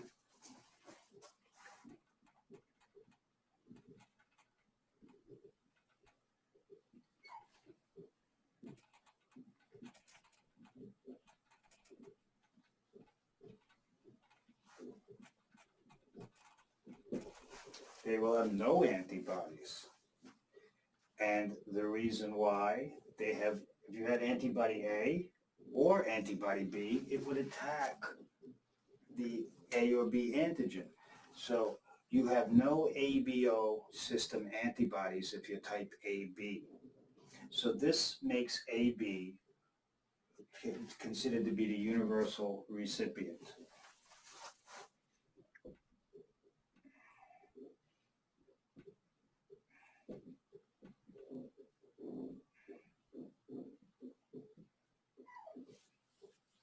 Now, technically, meaning it can type AB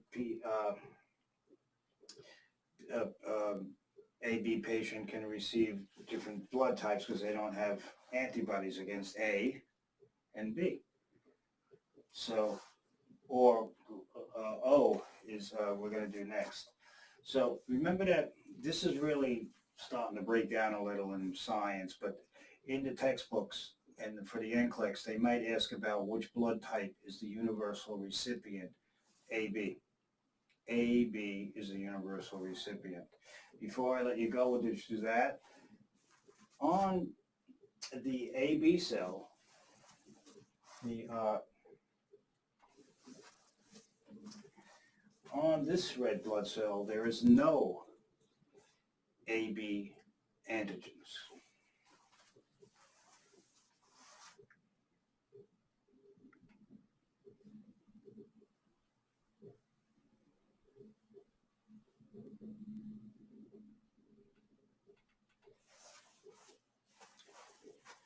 So if there's no A or B antigens, right, this is going to be type O.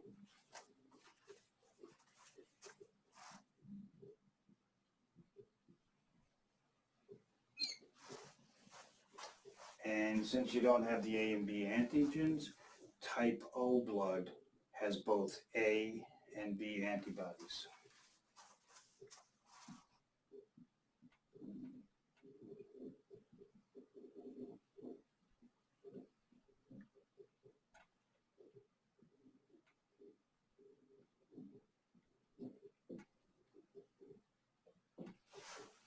Because it doesn't have the A and B antigens. So this person who has type O, which is the most common blood type in the United States, 45% of the people across the country have type O, do not have antibody A and B. I am type A, so I will have, that's the next most common, 41% antibody B. If you're type B, which is about 10% of the population in the United States, you'll have antibody A. And of course, if you're remaining 4% of the cross-section of the United States, and this will change with population changes and immigration and people coming in from other parts of the world. So that statistic I gave you will be changed and changed again and again and again. So for a good test question, what's the most common blood type? Type O. Type O is the most common blood type. And once again, if you're type A, you're not going to have any antibodies. The last 10 seconds, I'll let you go. Type O blood is considered the universal donor. Once again, this is starting to break down in transfusion medicine, but in many textbooks, they still use it.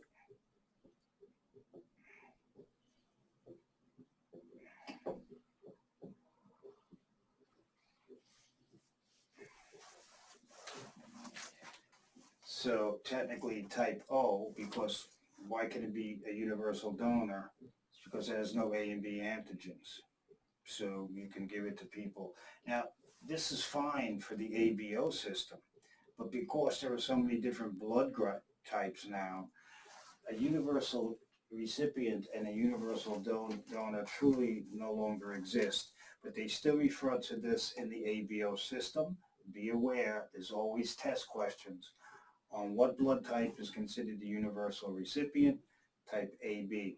What blood type is considered the universal donor, type O. So with that, I will let you go for the day. And sometime later on, I will going to continue it right here for about another half hour. And then this will be sent to you. Another part of this later on, probably tomorrow, will be tape, and that will be forwarded to you also. Any questions, you can email me. Your assignment will be emailed to you over the weekend. So you will get your assignment. It should only take you you only get one assignment. It should take you an hour and a half at the most to complete the assignment. The assignment is worth 10% of your grade, 10 points. And then when I get the assignment by the day of your final, on the day of your final, you will get another 5 points added to your final exam score. So once again, if you get an 85 on the final exam next week and you did the assignment, I will give you 5 points, you'll get a 90. If you get a 75, you get an 80. If you get a 95, you get 100.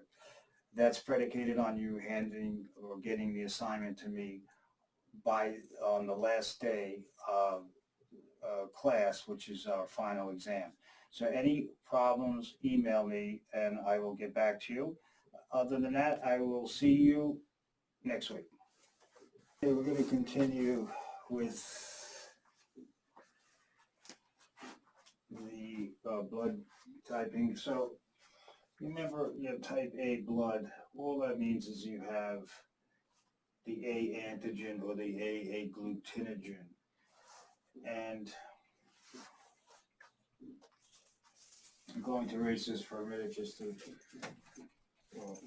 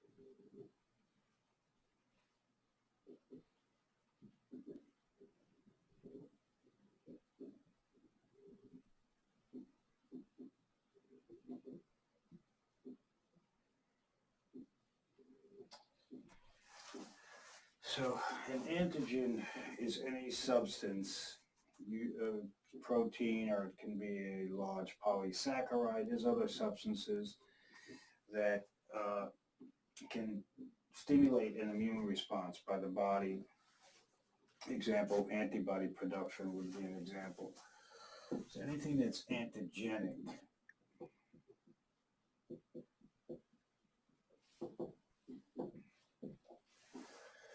is, and actually the word is a contraction of antibody, GEN, generating. So an antigen can stimulate an immune response by the body. So anything that's antigenic can stimulate an immune response. So we have foreign antigens.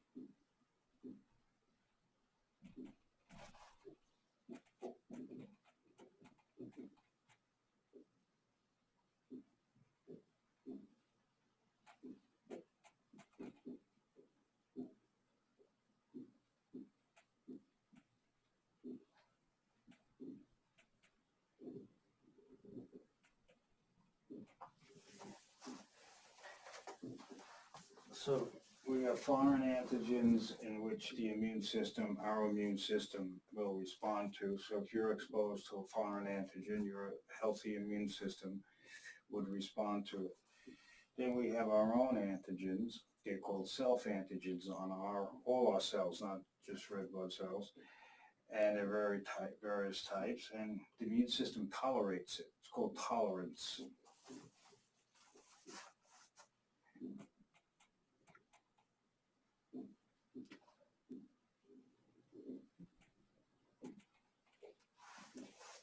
So tolerance is when your immune system tolerates or will not react to your own antigens. When you have loss of tolerance, that means you have developed an autoimmune disease. Autoimmune diseases, auto means self, is when the body's own immune system is making antibodies against its own antigens, hence the term autoimmune. But here, just so you can see this with the red blood cell, here's an A antigen.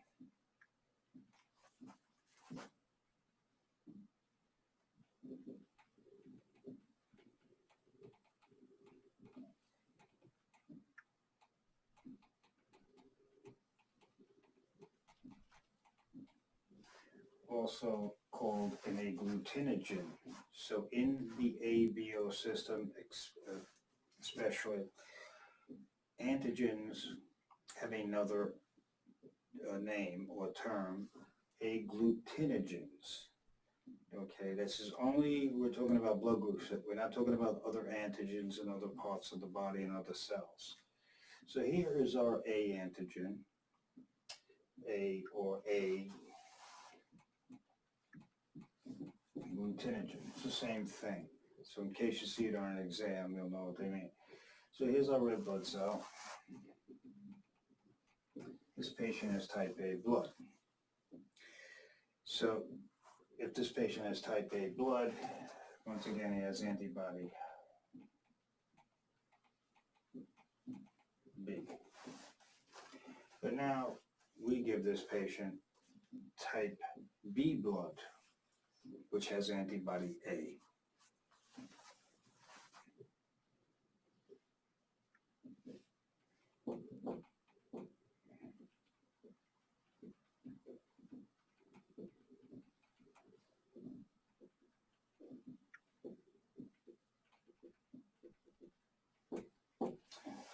Antibody A, also known as agglutinin A, will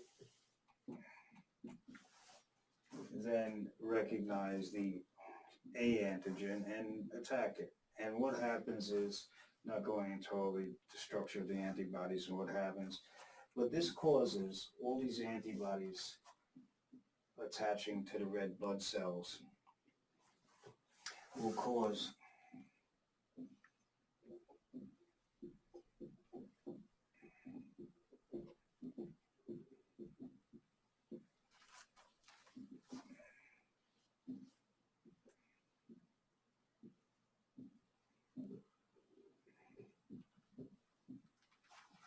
the red blood cells to clump and stick together.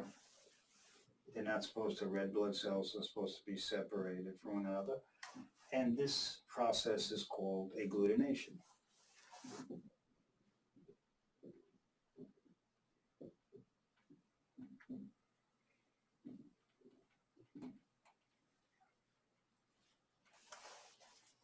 Agglutination is when the red blood cells clump together, which is what's happening. That's abnormal. And you could actually, this can occur in the body or it can occur in the lab when you're trying to determine a blood type. So you can see giving someone the wrong blood type can have devastating consequences. So hence you can see why in the ABO system, an antibody is also called an agglutinin. You can see agglutination right in the alternate name for an antibody. And agglutinogen is the antigen, you can see. So hence the alternate names, agglutinin for an antibody, agglutinogen for an antigen, and we're talking especially with the ABO blood group systems. So you got a little brief explanation of antigens, and it's anything that's antigenic can stimulate the immune response.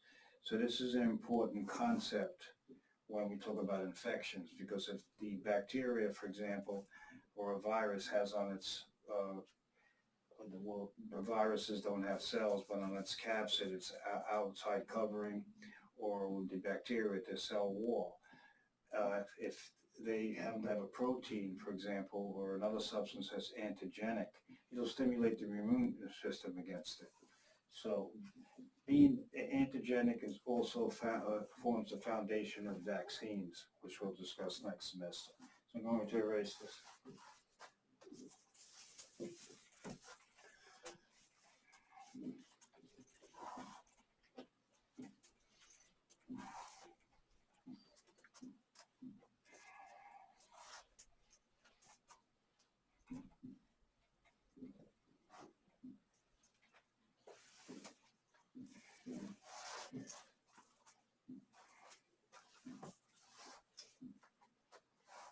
The next thing I'm going to do, the last of this lecture sequence that'll be mailed to you, or not mailed, emailed today, will be the R8 system.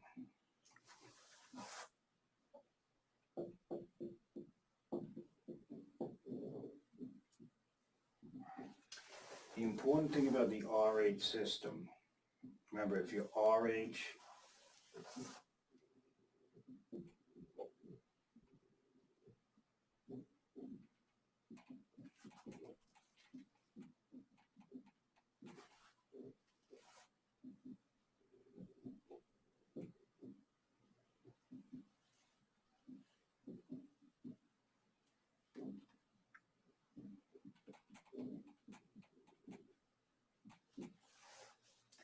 so if you have the D antigen, and this is going to be different than the red blood cells as far as sugars and stuff, so that was the ABO system on the red blood cells. So we're not going to go into the structure of the D antigen as they basically did with that.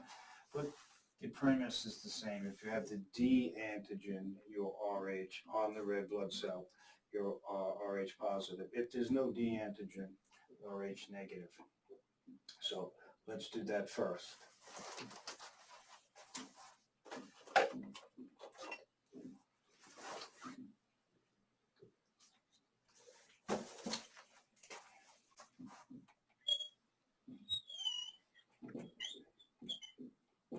So there's a blood cell.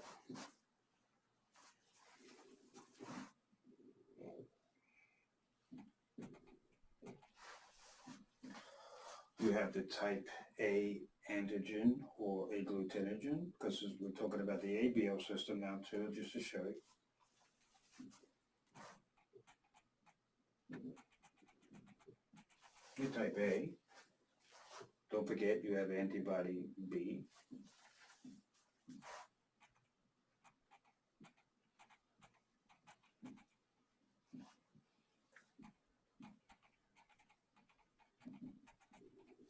In the plasma. But now we're going to add the D.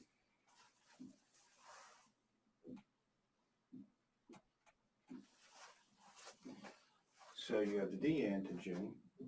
So your type A, blood type A,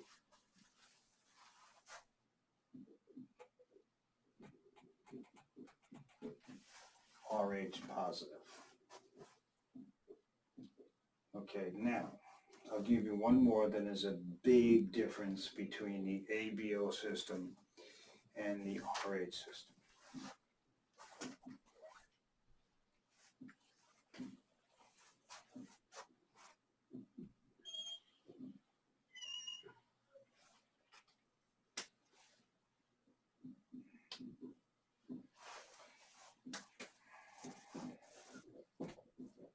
There's your red blood cell on the cell membrane. You have the B antigen, which once again determines whether your type B is a sugar,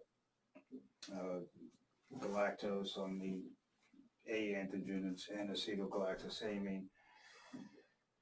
But we're not going to worry about the exact type of sugars, but right now, so what blood type do you have in the ABO? Your type B.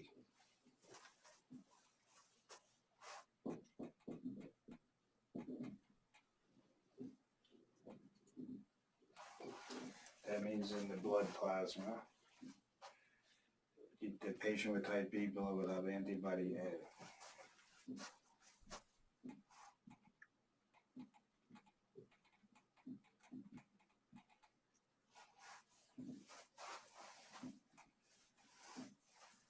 Okay.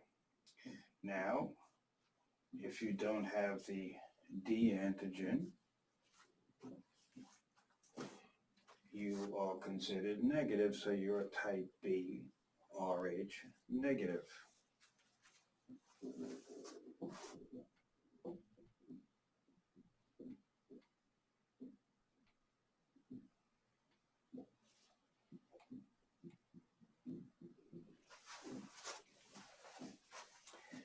Now,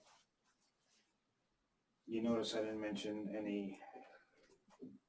make any statements or comments about Rh antibodies, because normally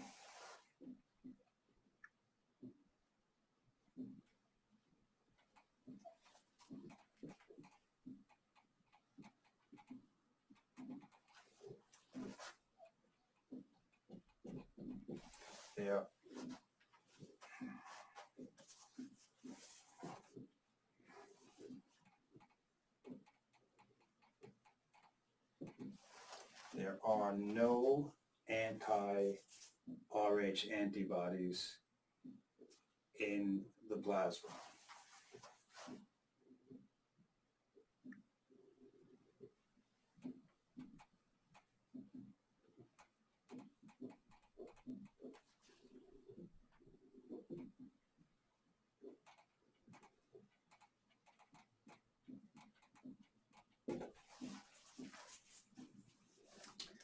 So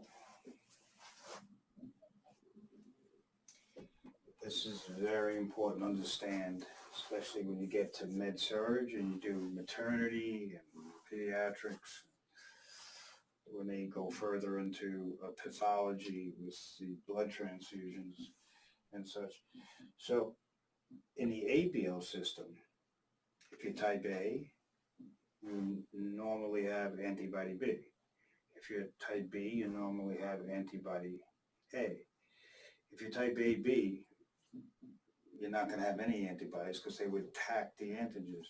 And if you're type O, because you lack A and B antigens, you will have both antibodies A and B in the ABO system.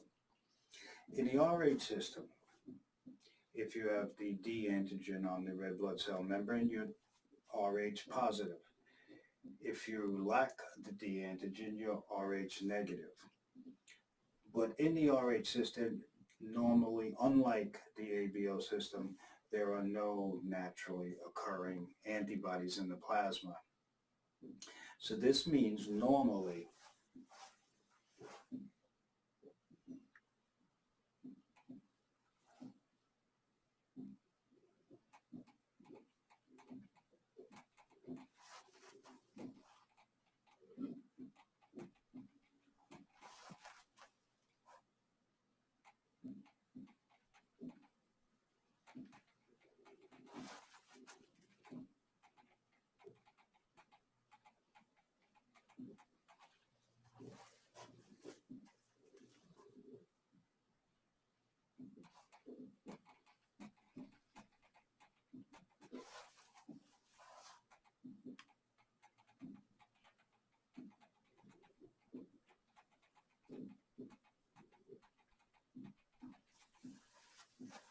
So this is what we said. Normally, Rh positive people. So this person here, type A Rh positive, there are normally no Rh antibodies there, and likely there never should be, ever. Also, the type B Rh negative patient should not have anti-Rh antibodies unless something happens. So where's right now saying normally? So remember that. So whether you're type A, whether you're Rh positive or Rh negative, you should have no anti-Rh antibodies. So you see how much different that is from the ABO system. But now let's see what can happen. So I'm going to erase this over here.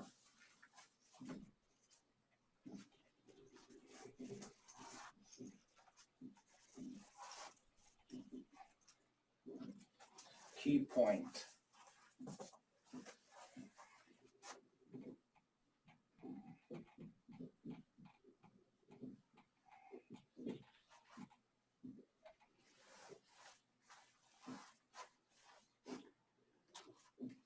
The key point is when an Rh negative person is exposed to Rh positive blood,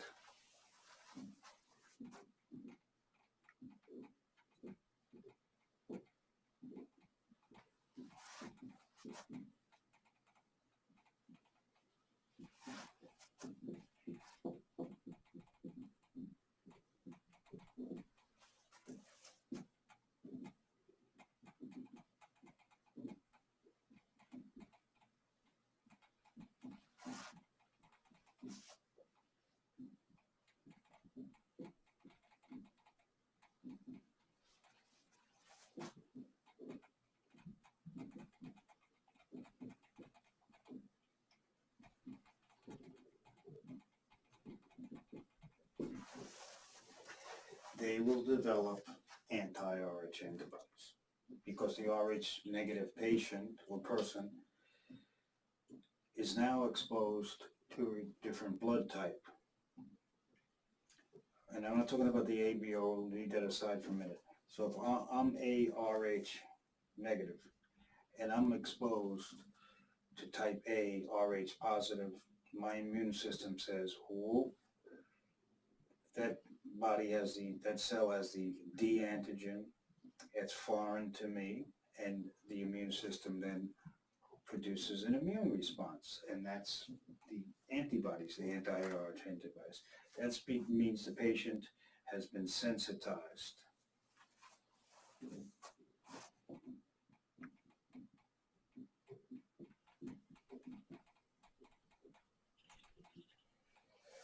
Sensitization is the production of antibodies because this person, the RH negative person, has been somehow exposed to RH positive blood. So the first time around, nothing serious happens to this person.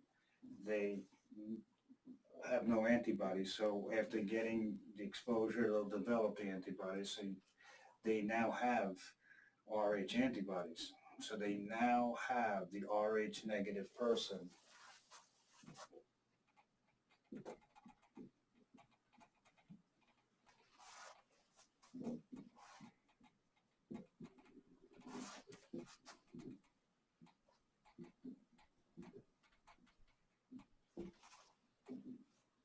now has antibodies against RH positive blood.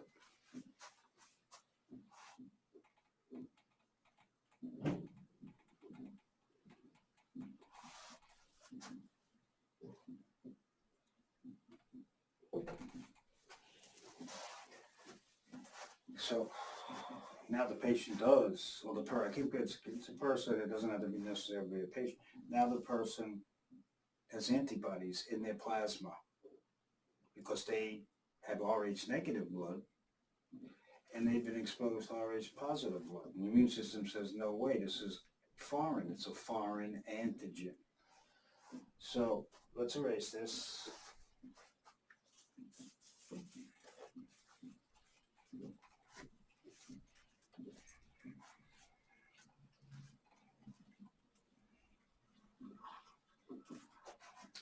So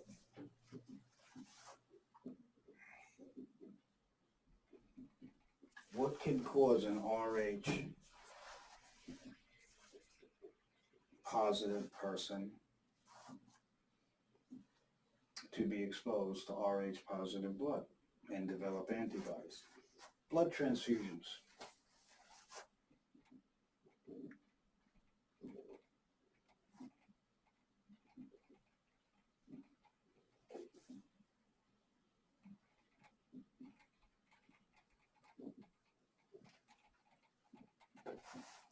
So technically, if you need blood, say you're RH negative, and they check your antibody levels, and you have no antibodies, that means you've never been exposed to RH positive blood.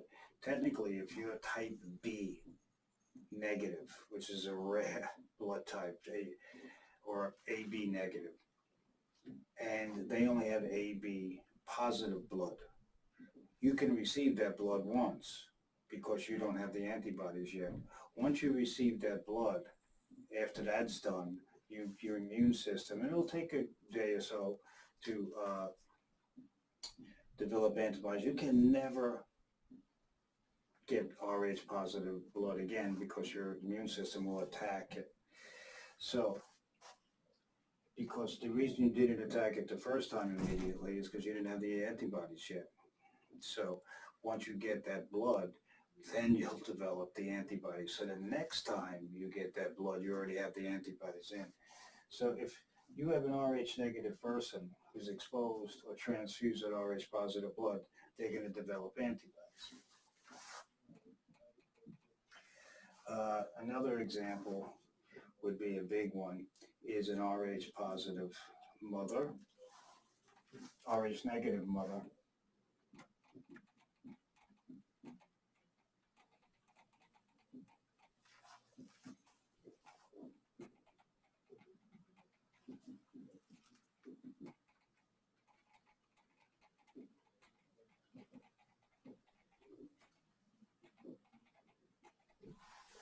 When the Rh negative mother gives birth to an Rh positive baby, the baby's positive red blood cells will mix with the mother's blood, and the mother's immune system says, whoa, this is foreign blood, and the mother's immune system will then produce antibodies. Now I'm going to show you after this, before we conclude it for this lecture, the first baby is safe because the mother did not have pre-existing antibodies. It is the second baby, should it be Rh positive, that's in danger. What else can cause mixing? Miscarriages, abortions.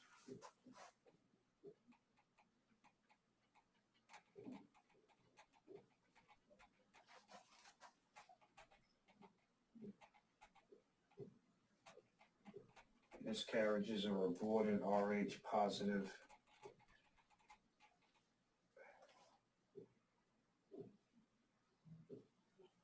baby, or you can't really call it a baby, it would be a fetus, embryo. So, and any type of procedures, OB/GYN procedures.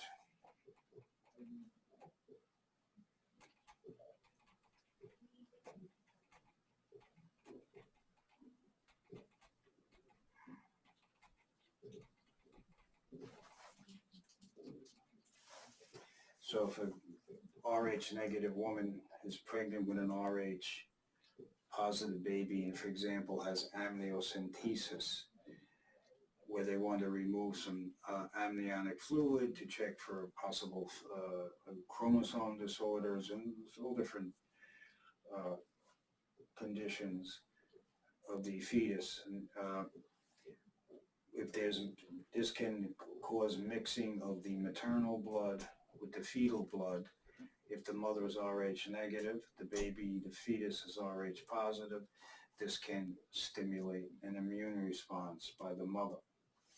So these are some of the reasons why an Rh negative person who's not supposed to have anti-Rh antibodies has now developed them. Remember, an Rh positive person will not have anti-Rh antibodies. All right, they're Rh positive. So we're going to erase this.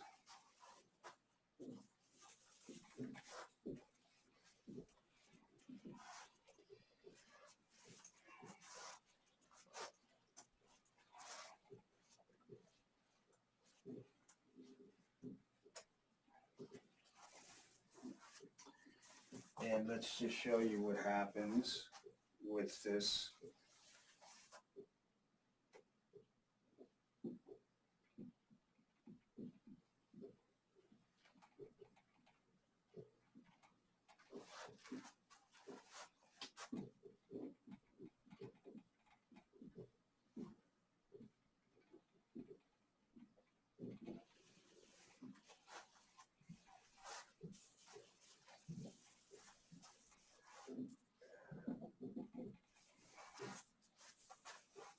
So we have an Rh negative mother with an Rh positive babulus.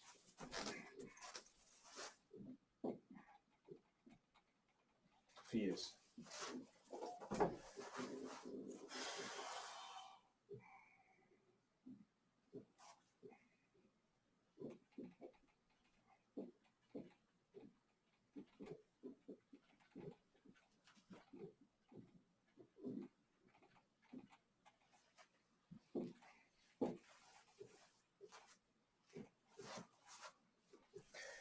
So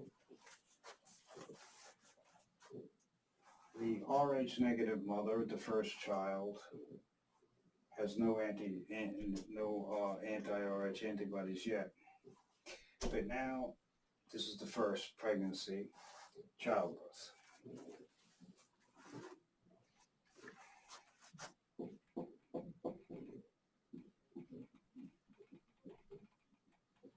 So the first child is going to be all right. The mother has no anti-RH antibodies against the baby cells. So the first is birth.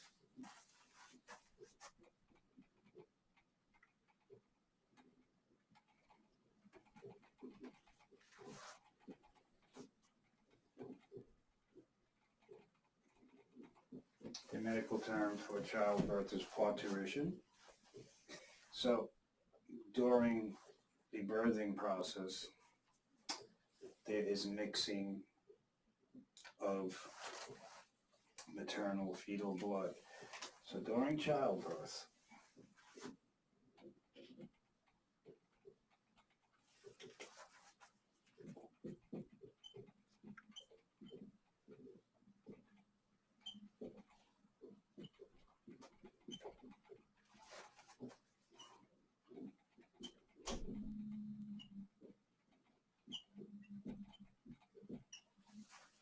so what is happening,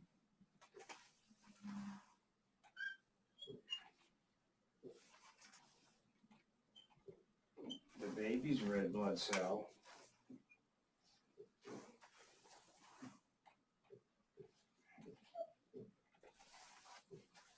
which has the D antigen,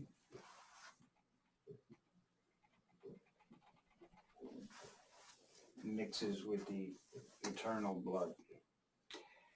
And now this stimulates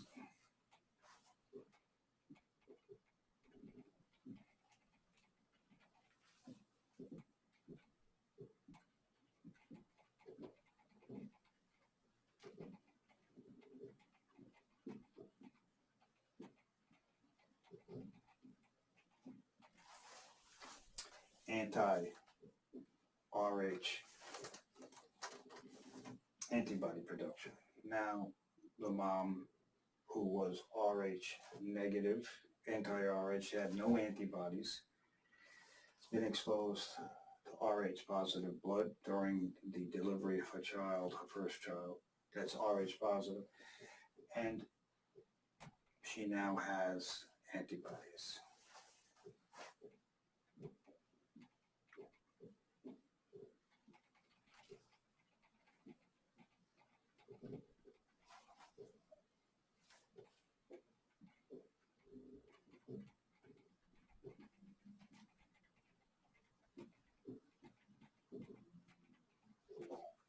Against RH positive blood. So now this is the first, right? The mother initially became pregnant with an RH positive child. That first baby is going to be fine. It's when during childbirth, some of the babies, it's inevitable to have maternal fetal mixing. And during birth, the birthing process, this is definitely going to stimulate the mother's immune system, because the mother's immune system is recognizing the baby's cells as foreign, positive, and the mother is negative. Now the mother has RH positive blood. So let's erase this and let's do the second baby, that if the baby's RH positive blood.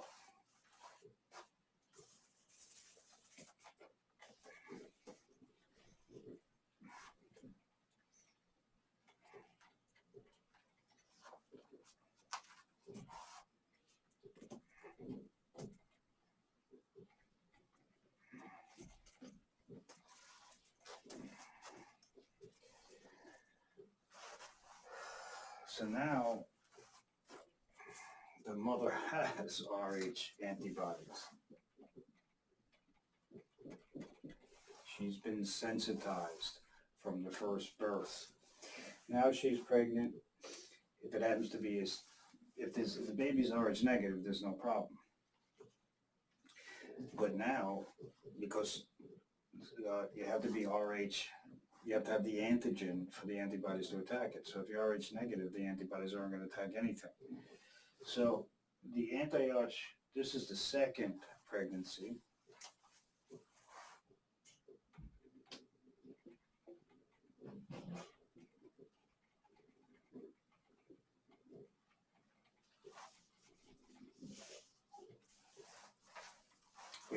So this is number 2 child.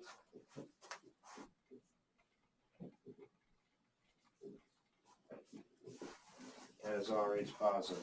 Remember, Rh number 1 child is fine.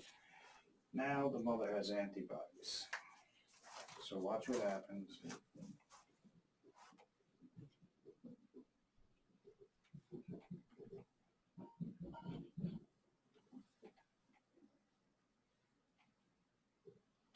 Actually, antibodies don't look like that. They're more Y-shaped.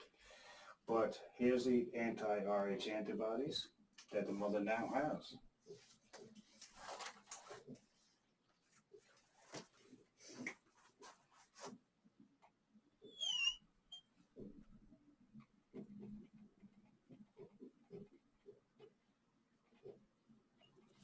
Here's the fetal red blood cell, child number 2, and this child is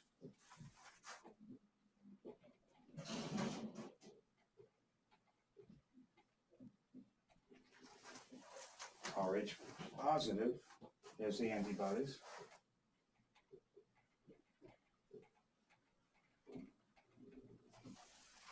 And what will happen now is the mother's antibodies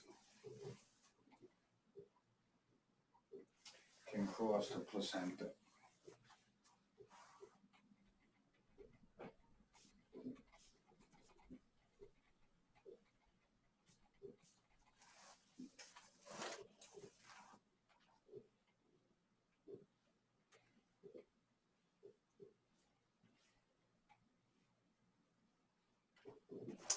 And now they can attack the fetal red blood cells. And this can result in hemolysis.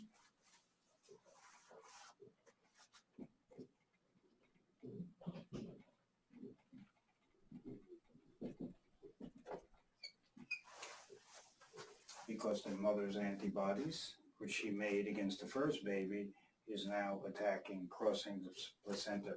So the only antibodies that can cross the placenta normally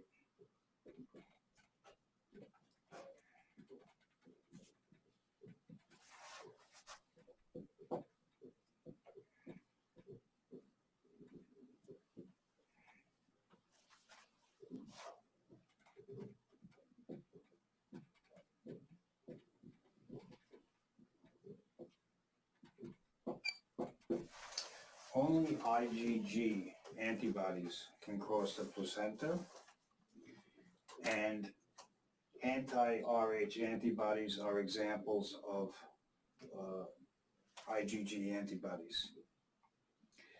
So they can cross the placenta. This causes destruction of the red blood cells, and what can that result in?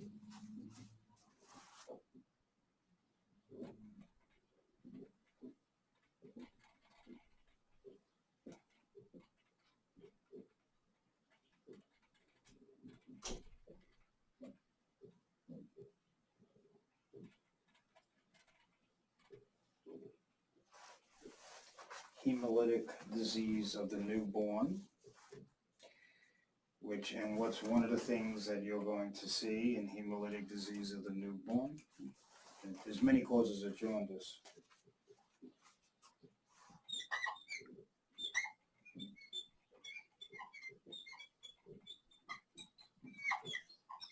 This is one of the things you'll see in the baby is jaundice. This is pathological jaundice.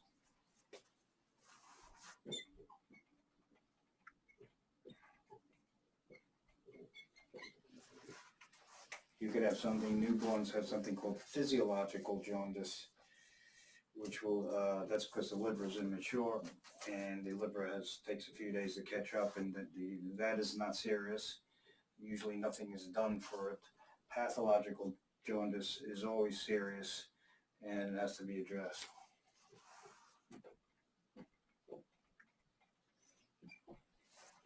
So in the newborn baby, you have all different types of jaundice. You have physiological jaundice. That's not serious. You have breastfeeding jaundice. This is a another type of jaundice that's not serious. You have the pathological jaundice, for example, due to a hemolytic disease of the newborn, an RH incompatibility. So I'm not going to go into all the mechanisms, the types of jaundice, but there are many types of jaundice in the newborn baby. Not all of them are serious. Okay, this one, once it's coined pathological jaundice, you know it's serious. So we know, why does a patient have jaundice? You should know that right away, because what does hemolysis do?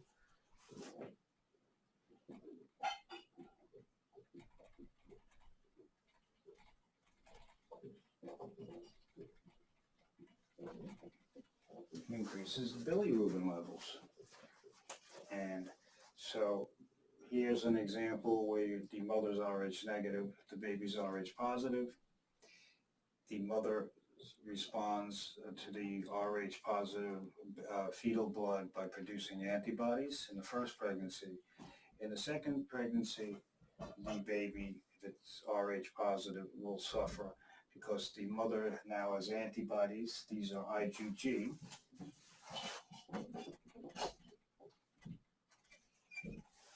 Which will do in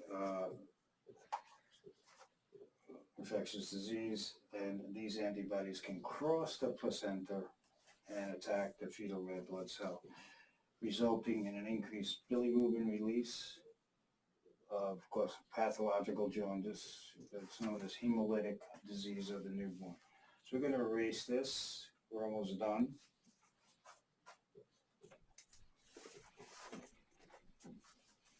How do you treat this?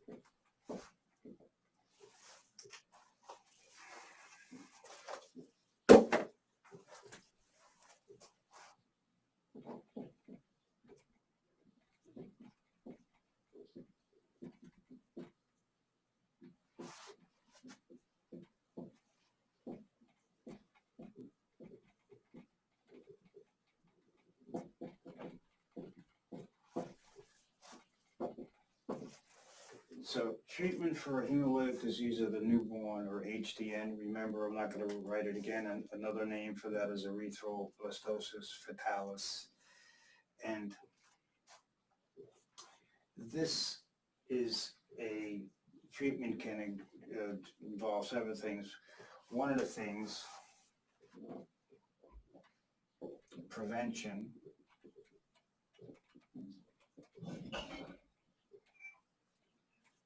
I'll do prevention in a moment. So one of the ways you could actually intervene with this is you could do photo light therapy.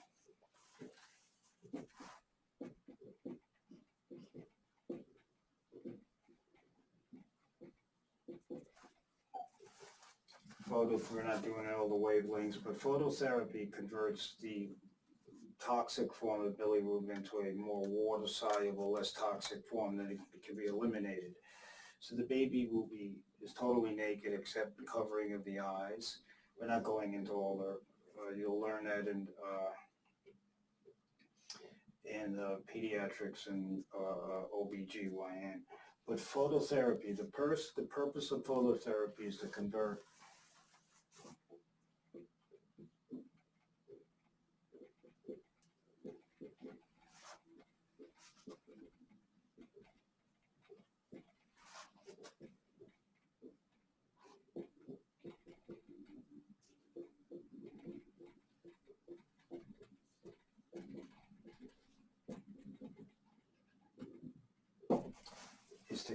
bilirubin into a less toxic, water-soluble form.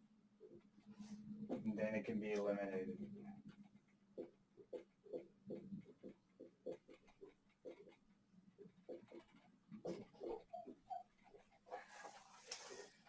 And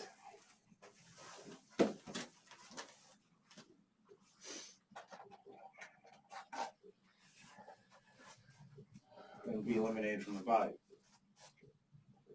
And this is only good for unconjugated bilirubin, so we're not going into the different types right now because of time constraints. So that's one way you'll see this frequently. Another is, of course, blood exchange transfusion.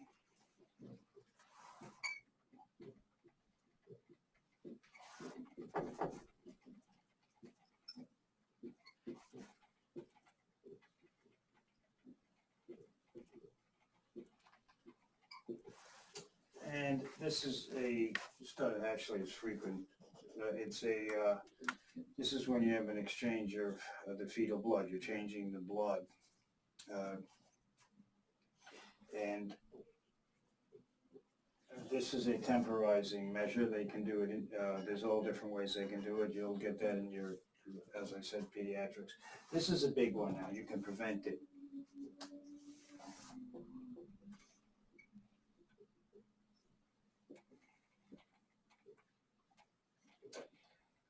You can give something called Rogan.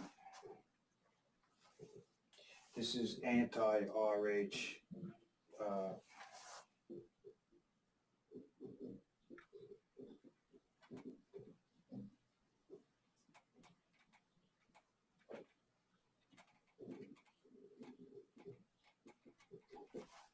Anti-RHD immunoglobulin. It's called Rogan. It's a antibody that you're giving to the mother.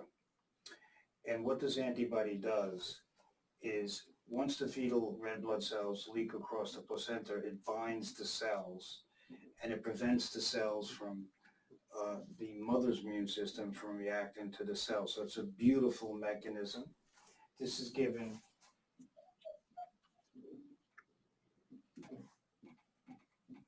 postpartum, after childbirth, usually within 72 hours, and it's given to Rh negative women.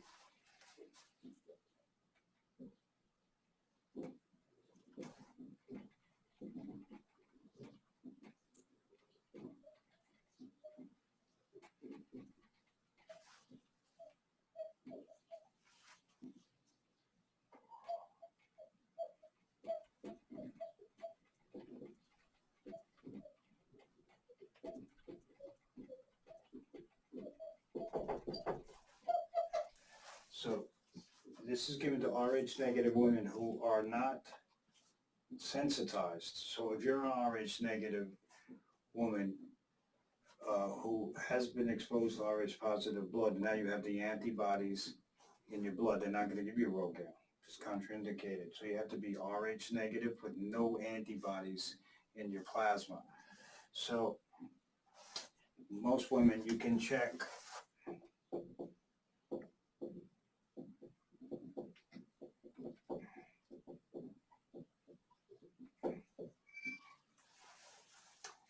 anti-Rh titers. So all pregnant women or women that are trying to conceive, and as very often part of as a childbearing age, they'll check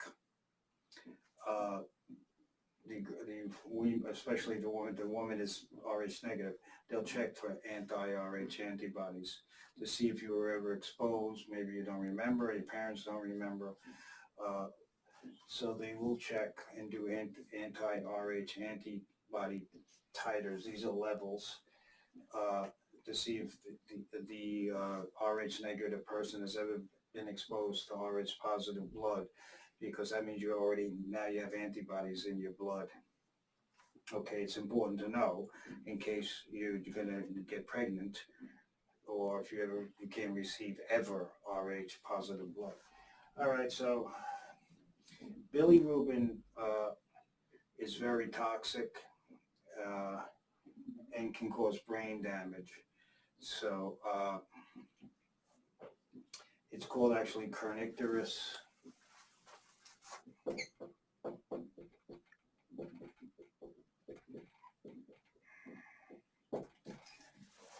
Kernicterus is due to elevated levels of bilirubin, so it goes well beyond jaundice. This is where bilirubin is deposited in parts of the brain, for example, the basal nuclei. And so kernicterus can result in all sorts of motor disorders, movement disorders, various different types of neurological disorders. So kernicterus is a very serious medical condition which you try to prevent. When the bilirubin levels are super high, it's a true medical emergency to reduce the bilirubin levels so they will not affect the brain. All right, with that, concludes this.